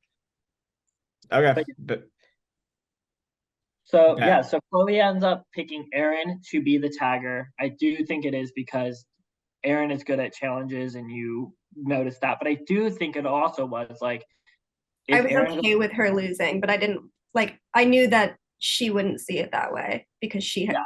knew she would win. Yeah, Aaron definitely didn't think anything of it. Aaron would like, okay, we're gonna win this and nominate people. Yeah. And she's right. Aaron ends up, I think, winning the entire challenge. I'm not 100% sure on that, but She's great. I'm pretty sure she ends up beating everyone else at this because Aaron is somehow a god at Flash games. So Aaron ends up winning this challenge, which means she gets to nominate 2 people from the other 4, and she chooses to nominate her mortal enemy and also the person who is actively against her group of friends. So Adam. Shocking choices.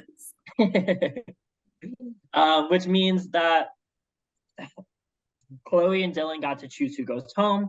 I don't know what Dylan's motivation was here, but I know Chloe was obviously voting out Adam because she's close with Emily.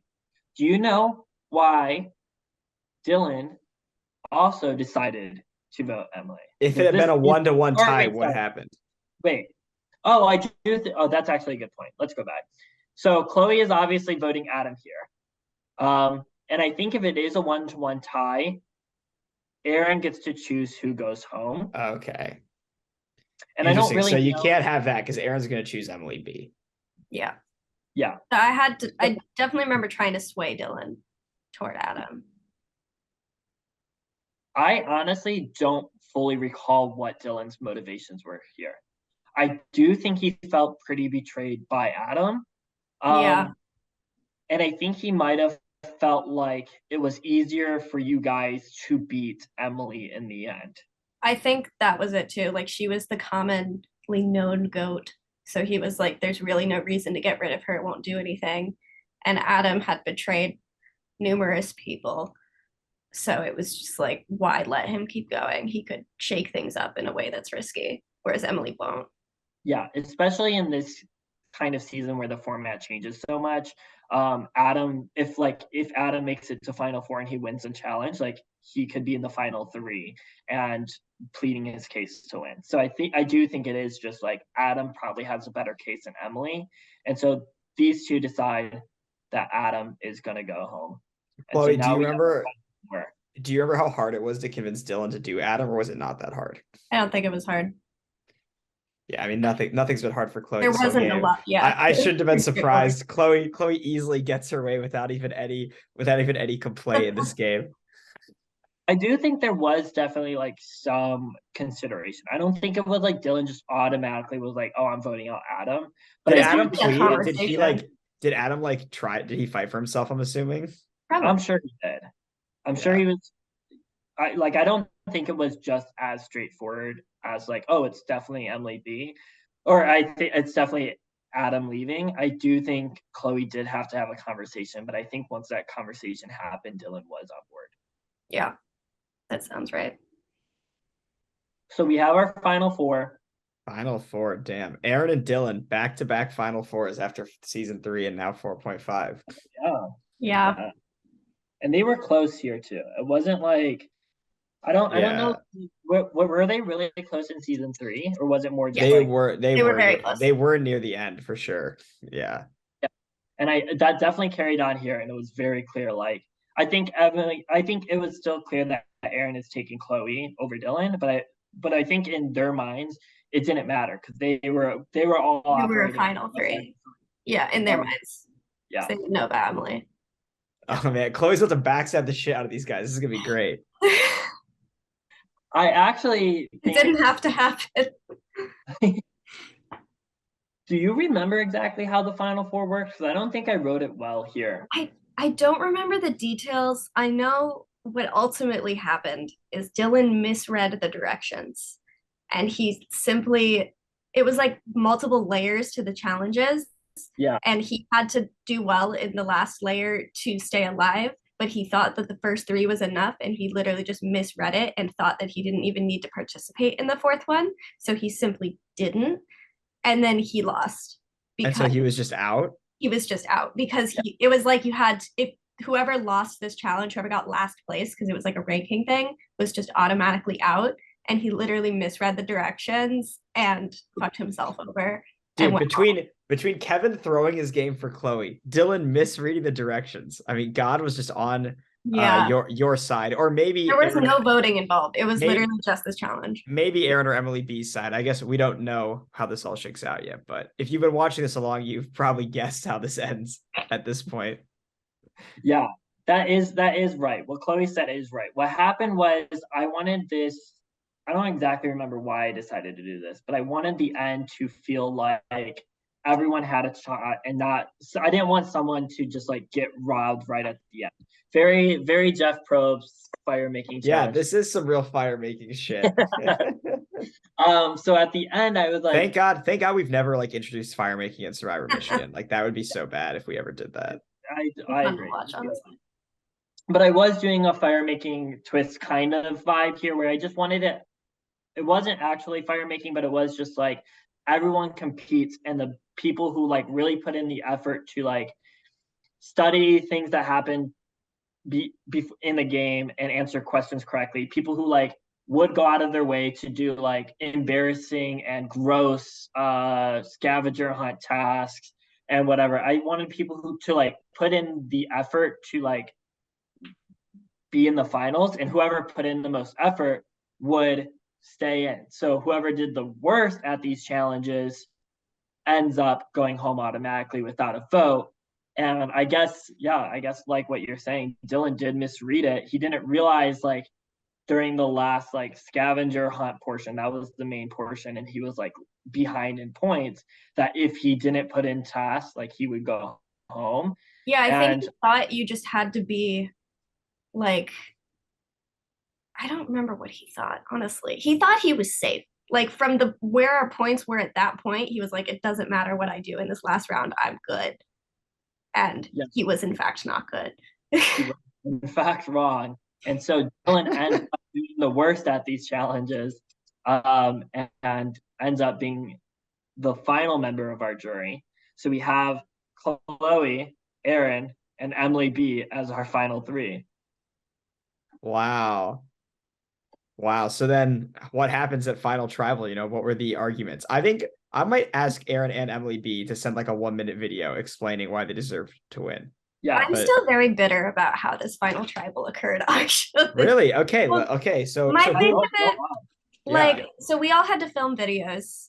And then wait, do these videos still exist? Maybe I can just use those videos. They probably mine does. Chloe's does. One of mine does. There's multiple things. I think Aaron and Emily both have one. I have links, but I think you might have to request access. Okay. I tried watching them earlier. My intro video at the very least still exists. Okay, if those videos exist, I'll just use those videos. Hi guys, it's me, Chloe. Thanks for having me. I believe I deserve to be the sole survivor of Survivor Season 4.5 for many reasons. I began this game in a very unique position. I was voted out on Season 3 of Survivor Michigan for being too much of a threat, so the voting cards say, but I was also seemingly unthreatening in this new context because I was voted out pre-merge on my own season. Along with this, I was one of only a few people in the cast with no intention of applying or playing in All-Stars. This made me very nervous because 4.5 is basically one big pregame for All-Stars, and the thing I was most concerned about is that people would want to work with me, then blindside me near the end because they knew that my potential grudge against them would not hold any consequences for them in Season 5. I was also very concerned that I am generally not very good at challenges. So I would need to make very strong relationships to keep me in the game without overdoing it with the alliances and making the same mistakes that I did in Season 3. All of this combined with the changing formats every week, and it all made for a very complicated game. But I was able to survive and even thrive because I kept very close relationships with exactly who I needed to in this game. Instead of forming big group alliances like I did in Survivor, I built relationships with people individually in hopes that when I'm vulnerable, they would protect me. And it worked. My two strongest allies actually made it right here with me. Erin was an obvious choice because she's one of my best friends. But I've actually been talking to Emily B since day one. And to this day, nobody knows about that except Adam, who I only told because I had to convince him to protect her over Abby, which worked perfectly as planned. Every vote that I have participated in, I've discussed it with both Emily and Erin first. I did this for a few reasons. One being that after season 3, no one would ever expect me to even communicate with Emily B. And two, I knew that her and Erin really didn't like each other, so if the game were to split in half and put Erin's allies against Emily's allies, I would be safe on either side. It was very important that nobody found out about me and Emily, especially Erin.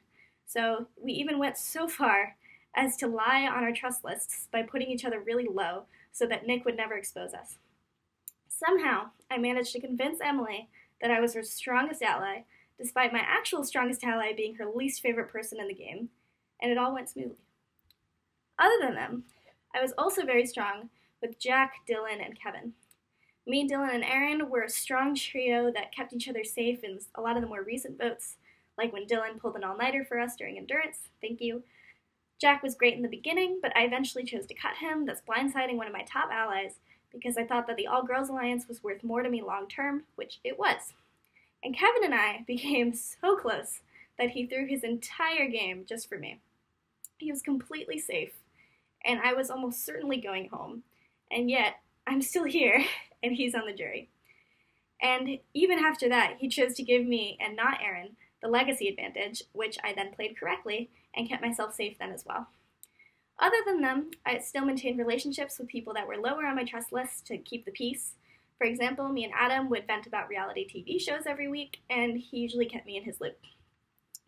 By surrounding myself with people that I knew were good at challenges, I not only stayed safe each week and was not ever put up for elimination, but I could also use them as meat shields to take the target off of my back. For example, during the Pirate Week, I had told Kat that I wanted to nominate her as captain. I did this because she was kind of leading the girl gang at that point, and I wanted her to trust me. But then Erin, whose trust I needed even more, told me that she wanted to nominate Dylan because if Kat were captain, then Dylan would be unsafe.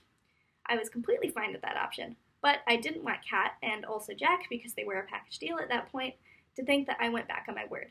So, I nominated Kat as captain anyway, and convinced her and Jack that Erin and Dylan had changed the whole plan while I was taking a nap, and that I had no idea what was going on. In reality, I was wide awake the whole time and knew exactly what was going on, but it worked so well, somehow, that Jack and Kat were absolutely furious with Erin for putting him at risk and then voting Jack out, and he was completely cool with me. All the blood was on her hands. I was doing just fine. Sometimes I would even throw challenges like HOH, because I knew that I could rely on my allies to take the power of choosing who to vote out, and everyone would be mad at them except me, and I would still be safe. That being said, I did work very hard on challenges that I needed to. For example, I won the Pac-Man Duel Week 1. During the Apprentice, one of the main reasons my tribe won was because all of the judges were really impressed with my marketing posters. And during the Scavenger Hunt Challenge, me and Dylan basically carried the whole tribe by taking selfies with a lot of random things for hours. This worked week after week after week. And then the only time I think I really pissed someone off personally was when Cooper screwed me in the Genius. I went off on him, and I told him I would do whatever I could to get him out next, and then I did exactly that, and he went home next. I think I should be the sole survivor because I was a valuable part of every decision made in this game. I always knew what was going on. For every single vote pre-jury, the person voted out was consistently the person on the very bottom of my trust list. I made all the right choices to reach this point. I knew when to lie, when to nominate someone, when to blindside someone, and when to keep someone around. And now all it takes is for you guys to vote me into that final step. Thank you. Hey everyone! Final Tribal Council. It's pretty exciting. Wow, yeah, so I guess I want to say, first of all, it was so fun to play with you all. I had such a good time this summer. I'm so happy and like thankful to have made it to final tribal. Wow. Yeah. I guess like first something to say is that like obviously, as I'm sure you guys know, like this game has had so much more like chance and luck and like has been based on challenges than like normal Survivor. So, you know, all three of us got here with like a certain degree of, you know, luck on challenges, obviously, and everything. So I'm just saying that if anybody tries to tell you that they orchestrated the game or like made these massive big moves and like, you know, clearly deserve to win because of all those things, like that's total BS because that definitely is not true. Yeah, but so I guess I'll just like go through my game and like my strategy and how I did that, and you guys can decide if you think you want to vote for me to win. Yeah, so anyway, so to start off with, obviously like I was thinking about who I wanted to be in a close alliance with. Obviously Abby was one of, you know, the first things that popped into my head. And she was probably my closest alliance throughout the whole game, and I also reached out to Chloe before the game started because I thought it would be really advantageous to have an alliance with her because, number one, we obviously didn't have the easiest of relationships in season 3, so people wouldn't necessarily expect us to be in an alliance. And number two, she's close with a lot of people who would want to vote me out, such as Aaron. So having someone in my corner over there would come in like very useful for me. So yeah, so like I definitely started out by making those relationships. And then, you know, tried to lay low the first couple rounds, and then after the first couple rounds, I would say I had an alliance of 4 with Jack, Kat, and Abby, and I was loyal to that alliance, and I would say that was like my main alliance. And I also sort of had like Chloe on the side, but I didn't know like 100% if I could trust her, but it was like very helpful to have that. You know, and I guess it like things really kicked into gear sort of like at the Jack vote out, because I had to vote for like one of my close alliance members, like Jack, Kat, or Abby.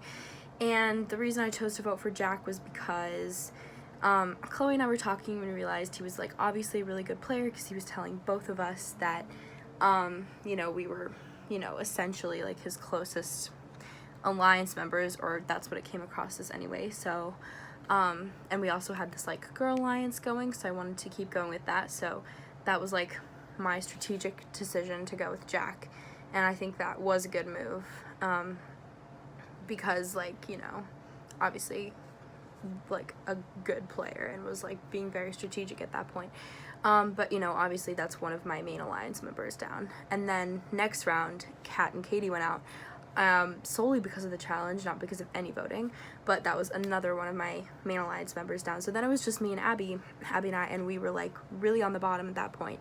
And that's sort of like when things really kicked into gear, because like I think within the next couple times, like I was put up for elimination like 3 times, because first it was Abby, me, and Dylan, and Adam wasn't going to vote for Dylan, so then that's when Abby left.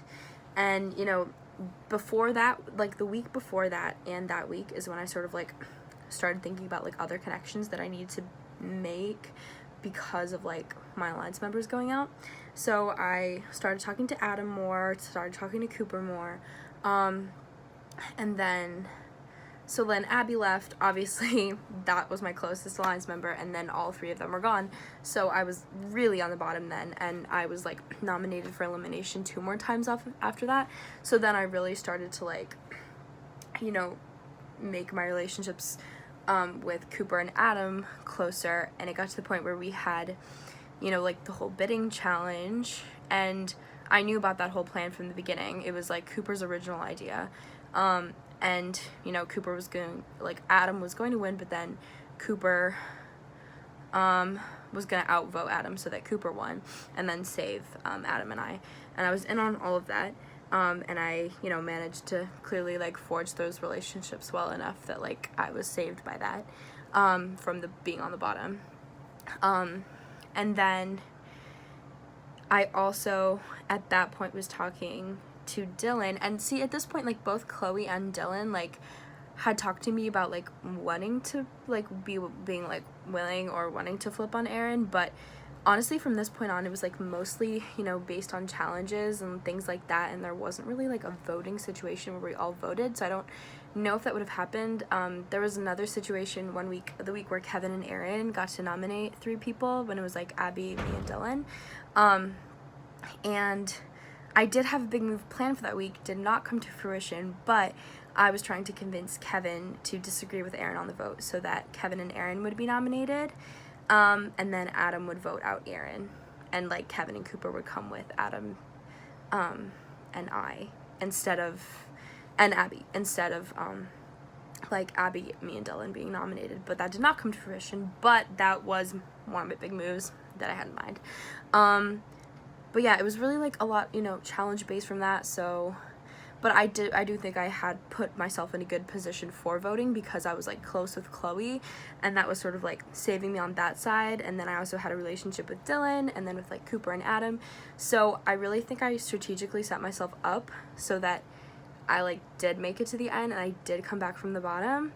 And I also, like, was doing pretty well in the challenges. Like, this last challenge where we were seeing who was eliminated, like, I won 3 out of the 4 segments. I held up a plate to the wall for 2 hours and 45 minutes, an hour of which I had my other arm above my head. My body was in pain for so long, but, you know, like, dedication.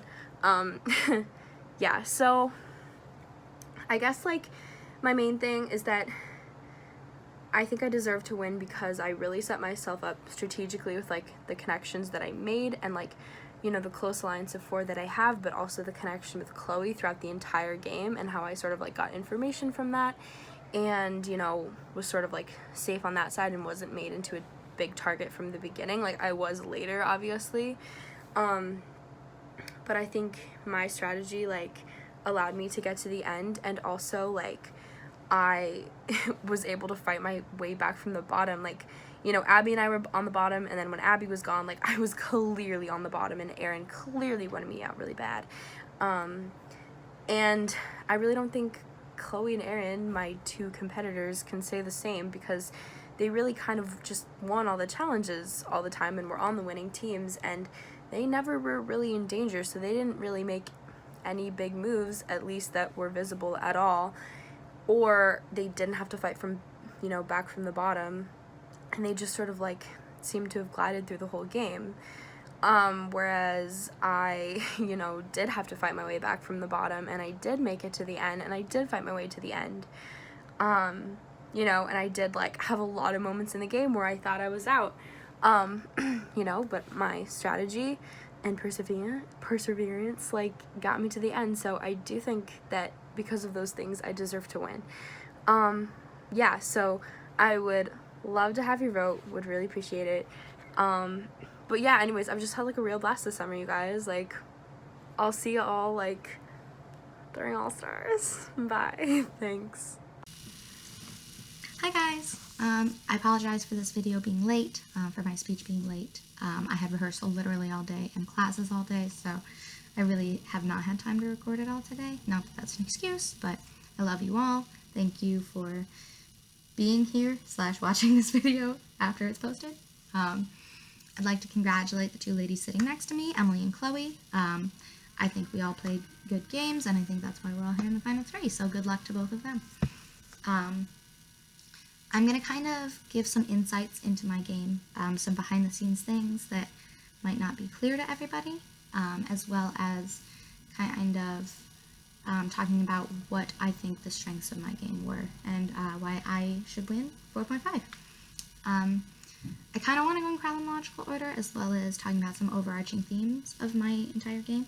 So, I'll go in chronological order of the intricate moves I made, and how they tie into my overarching themes. So, I obviously like me being me, I'm big on loyalty.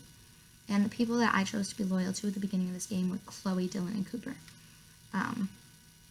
So Chloe and I were constantly telling each other everything for this whole game, as well as Cooper and I. And then Dylan and I also talked a very good amount. I don't know if either, he wasn't my number one, I don't think I was his number one at any point either, but we definitely kept each other informed. And the trio of Chloe, Dylan, and I, we were in a very tight alliance since day one of this game. And I think it's a testament that the three of us made it to the Final Four together. And so that was a very strong alliance that we were all able to cling to in times of trouble, and that we were all able to work with and trust for the majority of this game. And then Cooper and I always had each other's backs through this game. We were always feeding information to each other. And actually, we made a Final Two during Apprentice week. So those were my tight alliances that I was constantly getting information from, as well as people that I could always count on protection from. And then as well as, I would say, so challenges were also a strength for me. Pre-jury phase, I won the majority of the challenges. I believe it was Apprentice week. Apprentice week was the first time I was eligible for elimination, and really the only time until this last week where it was just the loser went home. But if you look at any other week, any other format, I was not even eligible for elimination. I was not even an option to go home in any week except the Apprentice.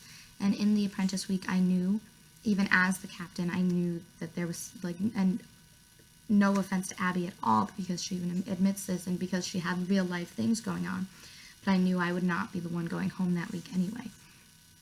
So throughout this game, I was not really in any real danger of going home. And that's a testament not just to my social game, but also to my challenge ability. Because so many different people were in power throughout this game, and I was never concerned about myself with any of them. Because I had talked enough, because I had formed enough relationship with them, that I was not concerned that I was going to be the one that was out with any of the people in power. And I was confident enough in myself the week I was eligible for elimination that I wasn't worried that I was going to go home. But yeah, outside of just my social game, I was winning challenges as well. Most of them pre-merge. I took the captain's seat in the GeoGuessr challenge with being the one, helming the computer and everything, because I had, in our practice rounds, basically, I had kind of done the best at that. And then I think there's something to be said for my Flash games. My abilities there. In King of the Nerds, the very first thing, I doubled my opponent's score in Tetris. In The Bachelor, for lack of a better term, I fucked everyone up in the giraffe kissing game. It's a very similar skill set to Flappy Bird, which I'm very good at. So the giraffe kissing game, I got about 4 million, and the next lowest person got about 2 million. So I kind of destroyed that, as well as the week of the capture format, where Chloe selected me as the hunter because of basically her, Dylan, and my faith and my ability in Flash games, and that was put to the test, and I did beat everyone. And it wasn't just Flash games; it was Flash games, it was puzzles, which are my two biggest strengths, really. Which is a little sad in real life, but in this game, it's great.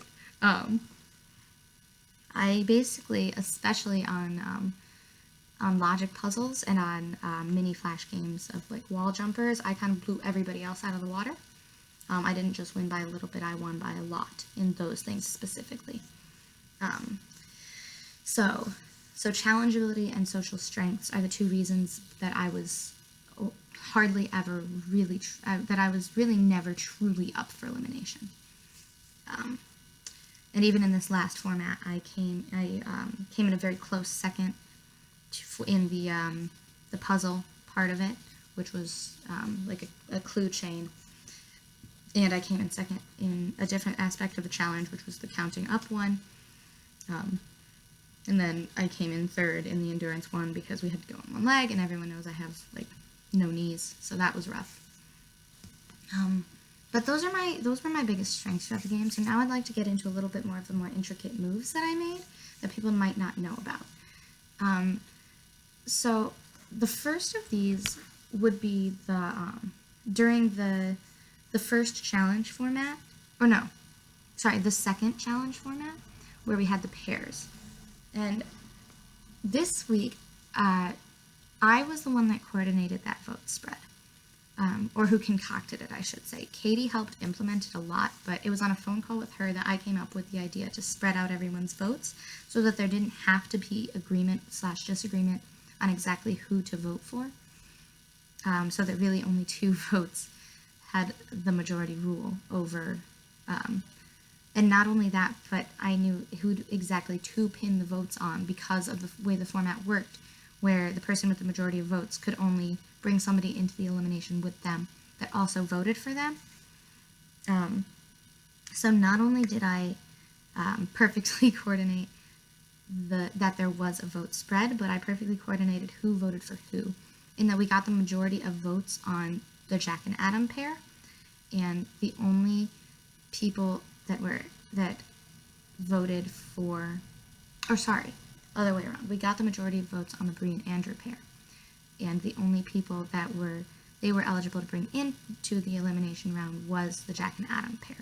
That was because of the way that I coordinated that. And there was even a last minute change where Abby and I were actually supposed to vote for the Bree and Andrew pair, but I found out that somebody else was going to vote for them, and so I quickly switched ours off of them onto the Chloe-Katie pair, which cost me a little bit of trust with Chloe at the time, but obviously we rebuilt that up stronger than ever.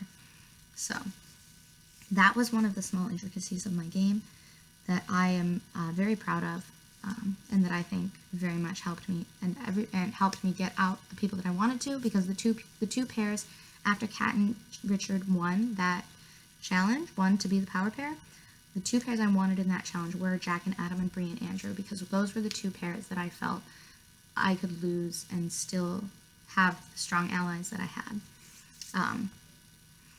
So continuing on, the Pirate Master week, I kind of set up another vote spread where I ensured that Dylan was captain.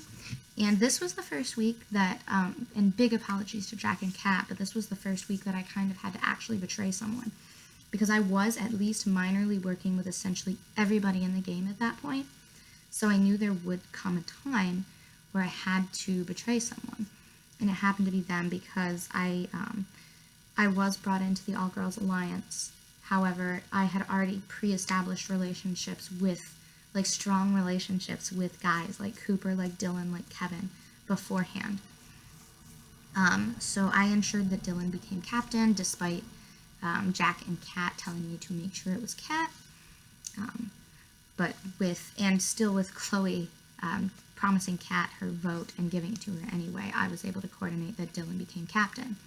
And again, he made me an officer, so that was another week that I was for certain not going home. So, yeah.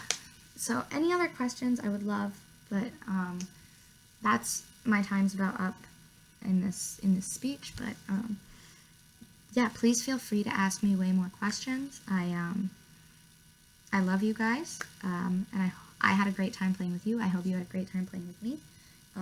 But again, just to reiterate, I believe I deserve to win because of my close social ties that I made with essentially everyone in the game that I really only had to betray once or twice. If you want to ask me about the Bet On It challenge and how that worked with Adam, because that was another thing that was my doing, I can definitely talk about that more if somebody wants to ask about it. But other than that, my social strengths, my challenge skills, and my close allies and my loyalty are really what got me here. And I hope that that's enough to get me your vote. So thank you guys so much. But basically, we had to film them. There was like a whole intro video. And then after the intro video, everyone in the jury could ask questions. And then you had to film another video responding to the questions. And then there was also like a closing video after watching everyone else. So it wasn't live. It right? was like, not live. Gotcha. Okay. It wasn't like actually not live. It was just, I think this game lasted a long time. So school was like School had slowly started. starting to, school was starting at this time and people were just busy. So getting all of these people on board at the same time just was way too much of a hassle. So we said, let's just finally finish this game that lasted so long and do final tribal like kind of separated. Yes.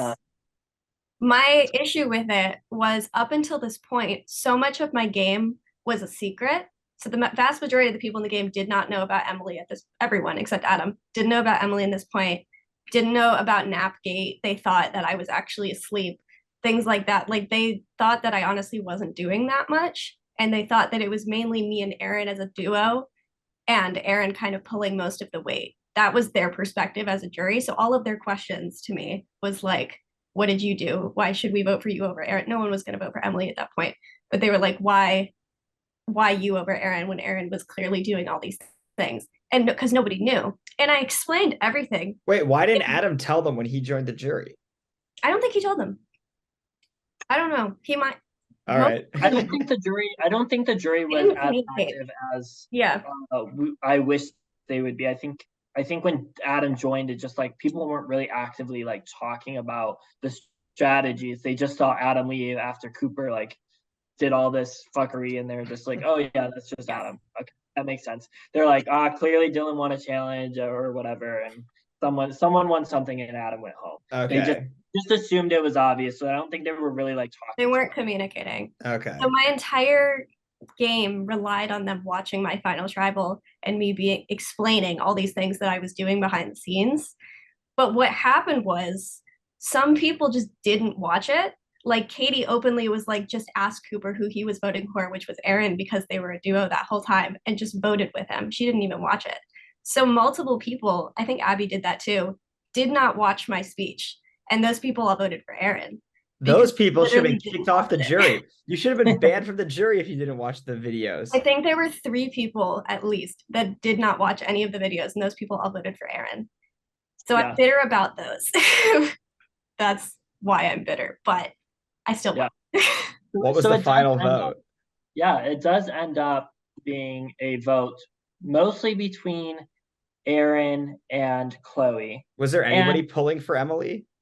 Maybe I don't think anyone's fully pulling for them for Emily, but Abby, who is close to Emily, very easily voted Emily. I think that's part of why she didn't watch it, because she was just like, obviously going to vote Emily. Yeah, but at the same time, I did talk to Emily at some point, and Emily sent me a message today when we were prepping for it. And she was like, yeah, at this point, like, I do think a lot of people she was like, I think a lot of people saw me as a GOAT. So she was like, going into All-Stars, I decided like I wasn't really going to plead or try to fight that much against it.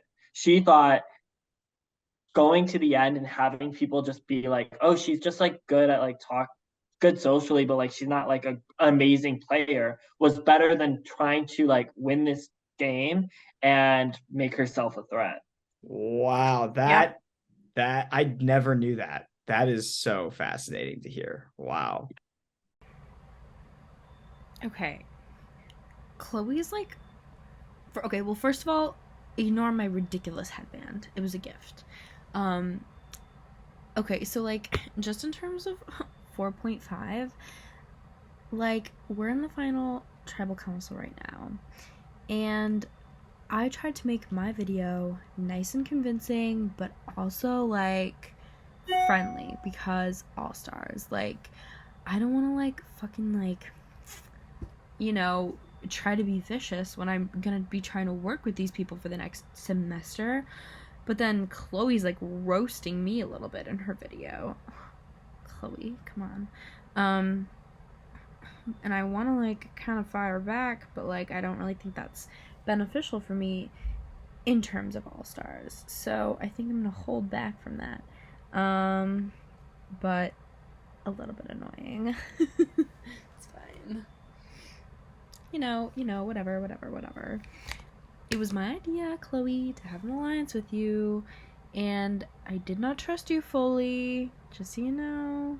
And also, you were not my closest ally. Abby was, and I sort of just kind of wanted to have you on as an ally to get information and to have you protect me from, other people who wanted to vote me out. So that's the tea there. But I just wanted to kind of express that because I'm not going to fire back as severely as I would have if I were not playing this game. But, All Stars trumps 4.5, so, I gotta do what I gotta do, And, if I don't win, I feel like maybe Abby, maybe Adam, like maybe Jack, maybe Kat will vote for me. But, if I don't win, it's good because I'll seem like slightly less of a threat for All Stars. Like, if there was any, because I don't even know if people would be thinking about that, but, like, if they are, I can just be like, oh, like, I didn't win. It's not a big deal. So, yeah. So I do think at this point, Emily does kind of just, like, I think she gives a speech, a small one, but I don't think she's really, like, going in depth of, like, oh, this is what I was trying to do behind the scenes, or, like, who I was aligned with. I think she really did just try to keep it simple. And I think it's really smart as well because, like, Sam won season 2, and I was wary of Sam. If Emily, like, did really well and, like, made a speech, I probably would have been very wary of Emily at that point. Yeah. Yeah, he won 2.5, right? Yeah. Sam won 2 points. Wow, dude, that's crazy. I can't believe I've never heard that. That's crazy to me that I didn't know that. I'd never heard that before. That is interesting. That's very interesting. Okay. Yep. So then, Emily basically throws, it sounds like. Yeah. For the most part. Yeah. And then at the end, Dylan ends up voting for Aaron. And I'll separate this a little bit. Adam ends up voting for Chloe. Cooper ends up voting for Aaron. Oops. Oh, I didn't mean to make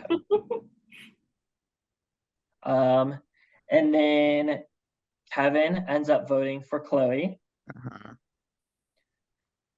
Kat ends up voting for Chloe. Katie votes with Cooper, so she ends up voting. Oh man, this is so close. So it is very close. Emily's about to be put. Well, I guess she's not, because Abby didn't vote for Aaron or Chloe. So it is just completely down to Jack. And Jack decides to vote with Chloe. And Chloe ends up. Did Jack watch the videos? He did. He respected the move. He thought it was impressive because he had no idea. Was Aaron until that video? Did Aaron feel salty about this? How did Aaron feel about losing this? I did throw her under the bus a little, like, in not fully, but I was just like, you all think Aaron's calling all the shots this entire game, and like it was very much both of us. And I thought it was weird that everyone assumed that it was all her, but that was really the full extent of it. I think more people would have voted for me if they had watched it, but they did not. Wow, that is wild. What a season. What a season. Season 4.5. So some of this is so interesting to me because, like, in a lot of people's All-Stars videos near the beginning of the season and like in the pregame, there was some talk about 4.5, and the only two things that were mentioned a lot that like I thought there's a couple of things. One was like Tom being sketchy because of this whole Matthew issue, which it basically put Tom in an even worse spot than he already was in, that people were like, oh, this is what he did last time someone tried to save him. So like it gave people even less of an incentive to work with him than they already had. But then on that original tribe of Pawnee in All-Stars, there was a lot of fear that Dylan, Aaron, and Adam were going to be a super tight 3 because they were like all aligned in 4.5. Yeah. And like Sam and Lucy were like, we're pretty sure they're just a tight 3, like, and they were really worried about that. And so it's really interesting to me that like that didn't end up happening. Like it's kind of, I don't know. There's for all the like pre-gaming and stuff, it seems like in the pregame you would expect that Adam would totally have just sided with Aaron and Dylan after all this. It is. So that's interesting. That's very interesting to me that they really ended up on completely opposite sides so quickly in All Stars.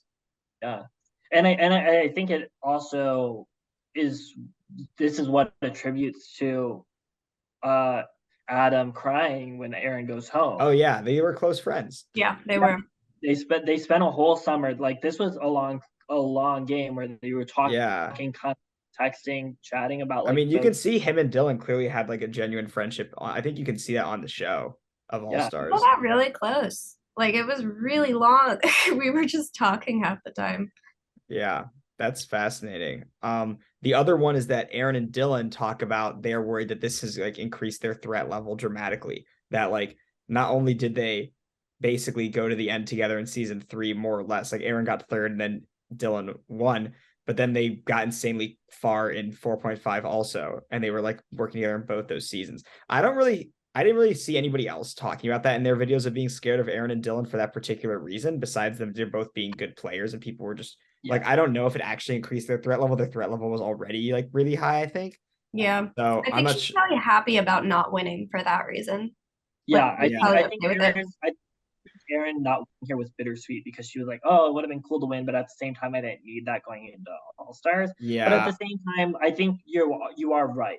Dylan and Aaron were already seen as a duo who were like good at the game before any of this happened. I think what did come out of it for me specifically, and I don't know if other people saw this, but the fact that Cooper and Aaron were so ride or die this game was very telling. Like I personally was very nervous about it, not because, and I was close with both of them, but Aaron and Cooper being very close just seemed like they would never turn on each other. So it was just like if Aaron and Cooper ever meet up at some point, they're 100% allies, and I do think that like I think that's true in All Stars too. I think it's I've asked Cooper before, like, because he just kind of got lucky that like Aaron and Emily Paddock never ended up like near each other in All Stars, because Cooper then aligns immediately with Emily Paddock in All Stars, and if not for the Tom thing, he like 100% like the two of them and Sarah, like Bailey just would have gone home next on that tribe. Like they were gonna vote out Bailey 100%, unless you guys had like done something about it. Yeah. But I think likely them and Andrew just vote off Bailey next if the whole Tom blow up and Emily trying to save Tom doesn't happen. So I always wonder with Cooper, like, what would you have done though if you come to it, if you end up on a tribe later on? You've been working with Emily and Sarah for a while, and now you have Aaron also, and obviously Paddock and Aaron. Like, I don't see how they're going to work together. And he's just like, whichever side seemed like they would win, that's who I would go with. Which is interesting because then but then I also think that Aaron also would never have betrayed Cooper and Paddock would have. So I don't know what he would have done, but I would have loved to see that happen, because it is funny that Cooper, like the ultimate middleman, he's like, he was completely willing to play the complete middle between those two in All Stars. I remember there was a point where Sarah was like telling me about like what Emily had told her game wise, and there was one point Sarah goes, yeah, she said she trusts Cooper more than you or something, because Emily thought I was closer to Aaron than Cooper was. And so she was like, oh yeah, Nick would like easily choose Emily's side, or Nick would easily choose Aaron's side and Cooper won't. Like Cooper would stick with her. And so he somehow was able to manage the fact that they hated each other really well, because they both thought like they were 100% with him in that battle to come. That's wild. Yeah, I mean, I just think it's really interesting. A lot of these dynamics are really interesting looking at them, and then how it played out in All Stars. I also hate and love Kevin's dynamic here, because he really was he was a good player up until he decided to suicide his game. He was doing well. He had connections. He was in alliances, and then he just decided, no, I'm done with this, and I want a Playbill instead. It was very bold. I could not have anticipated that. That's crazy. Wild. Well, I guess, Chloe, how did it feel to win? I'll just wrap up here. What was your overall feelings about it? It was great. I mean, I was happy because season 3 I did so badly. And I know that I have some strategy in. And you never wished you had tried All Stars? I mean, it seems like from this was description, at great. least, I it was sounds like, like you completely ran the game. It seems like you faced Yeah. almost no adversity. It was just had everybody else just like eating out of your hand, basically. So It was nice. I mean, I don't want to like water, I don't know what the word would be. Like it was definitely not all me. Like I think me and Aaron did most, if not the entire game completely together, aside from the Emily B thing and NapGate. Like it was literally just the two of us against the world and also kind of Dylan. So I have to give them credit there. But it was really great as like an arc because I knew I wasn't playing All Stars. So I was like, I'm leaving on this high. I don't need to play anymore. This is good. Like it felt really nice having that whole experience. And I didn't feel like there's any bad blood either. Like I felt like the whole game, I just got a lot closer to everybody. The only person that I really had any sort of fight with was Cooper. And we're great friends now. Like we got over it. So it was a fun game. We had a good time.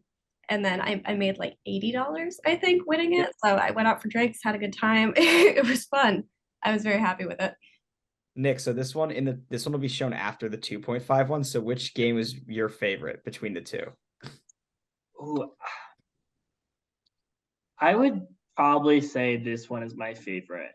I think 2.5 has some shocking moments that are really fun, strategy wise, but I think this one is just had more people from Survivor Michigan. It was cool to see them play things that they had never played before. Like as a reality show fan, like I love it.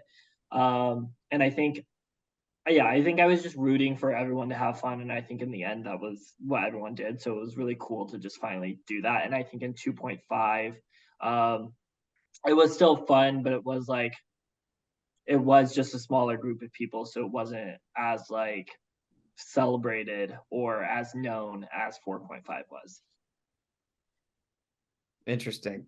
Yeah, definitely 2.5 I feel like is the forgotten one. Yeah. 4.5 I remember people talking about more. Yeah. And it was obviously the pre-All-Stars one. Yeah, it's very, very fascinating to hear about this. Yeah, I don't know. This was fun. It's a good time. Yeah. Good to see you guys also. Thank you for leading us through this, Nick. Chloe, sounds like you played an amazing game from what I could tell. No flaws. So yeah, glad yeah. Yeah. Seems I hope it cool. wasn't too confusing. I know I did a lot of like risky stuff. I never thought I would be like showing this on camera. So it was just me living my nerdy like reality show self and being like, oh, I finally have friends who like can and will play this with me. Like I have to do everything. Like I feel like if you're watching this, you're deep enough down the rabbit hole that like you probably are like enjoying it. A lot of people watching this probably will be able to follow it better than I was able to, honestly. We'll see. I guess we'll see. Yeah. Nick, who is the player of the game? You know, like not the winner, but like the fan favorite poll or like whatever. Fan favorite. Who's winning the what's her name money? The woman who gets real money. Sia, yeah. I think it probably is. It's either Aaron or Cooper here. And I think that's because Cooper made like the biggest move near the end. Oh, actually, you know what? I'm going to give it. His move didn't even work. You're giving him credit for a move that didn't work. I'm changing it. Not his fault.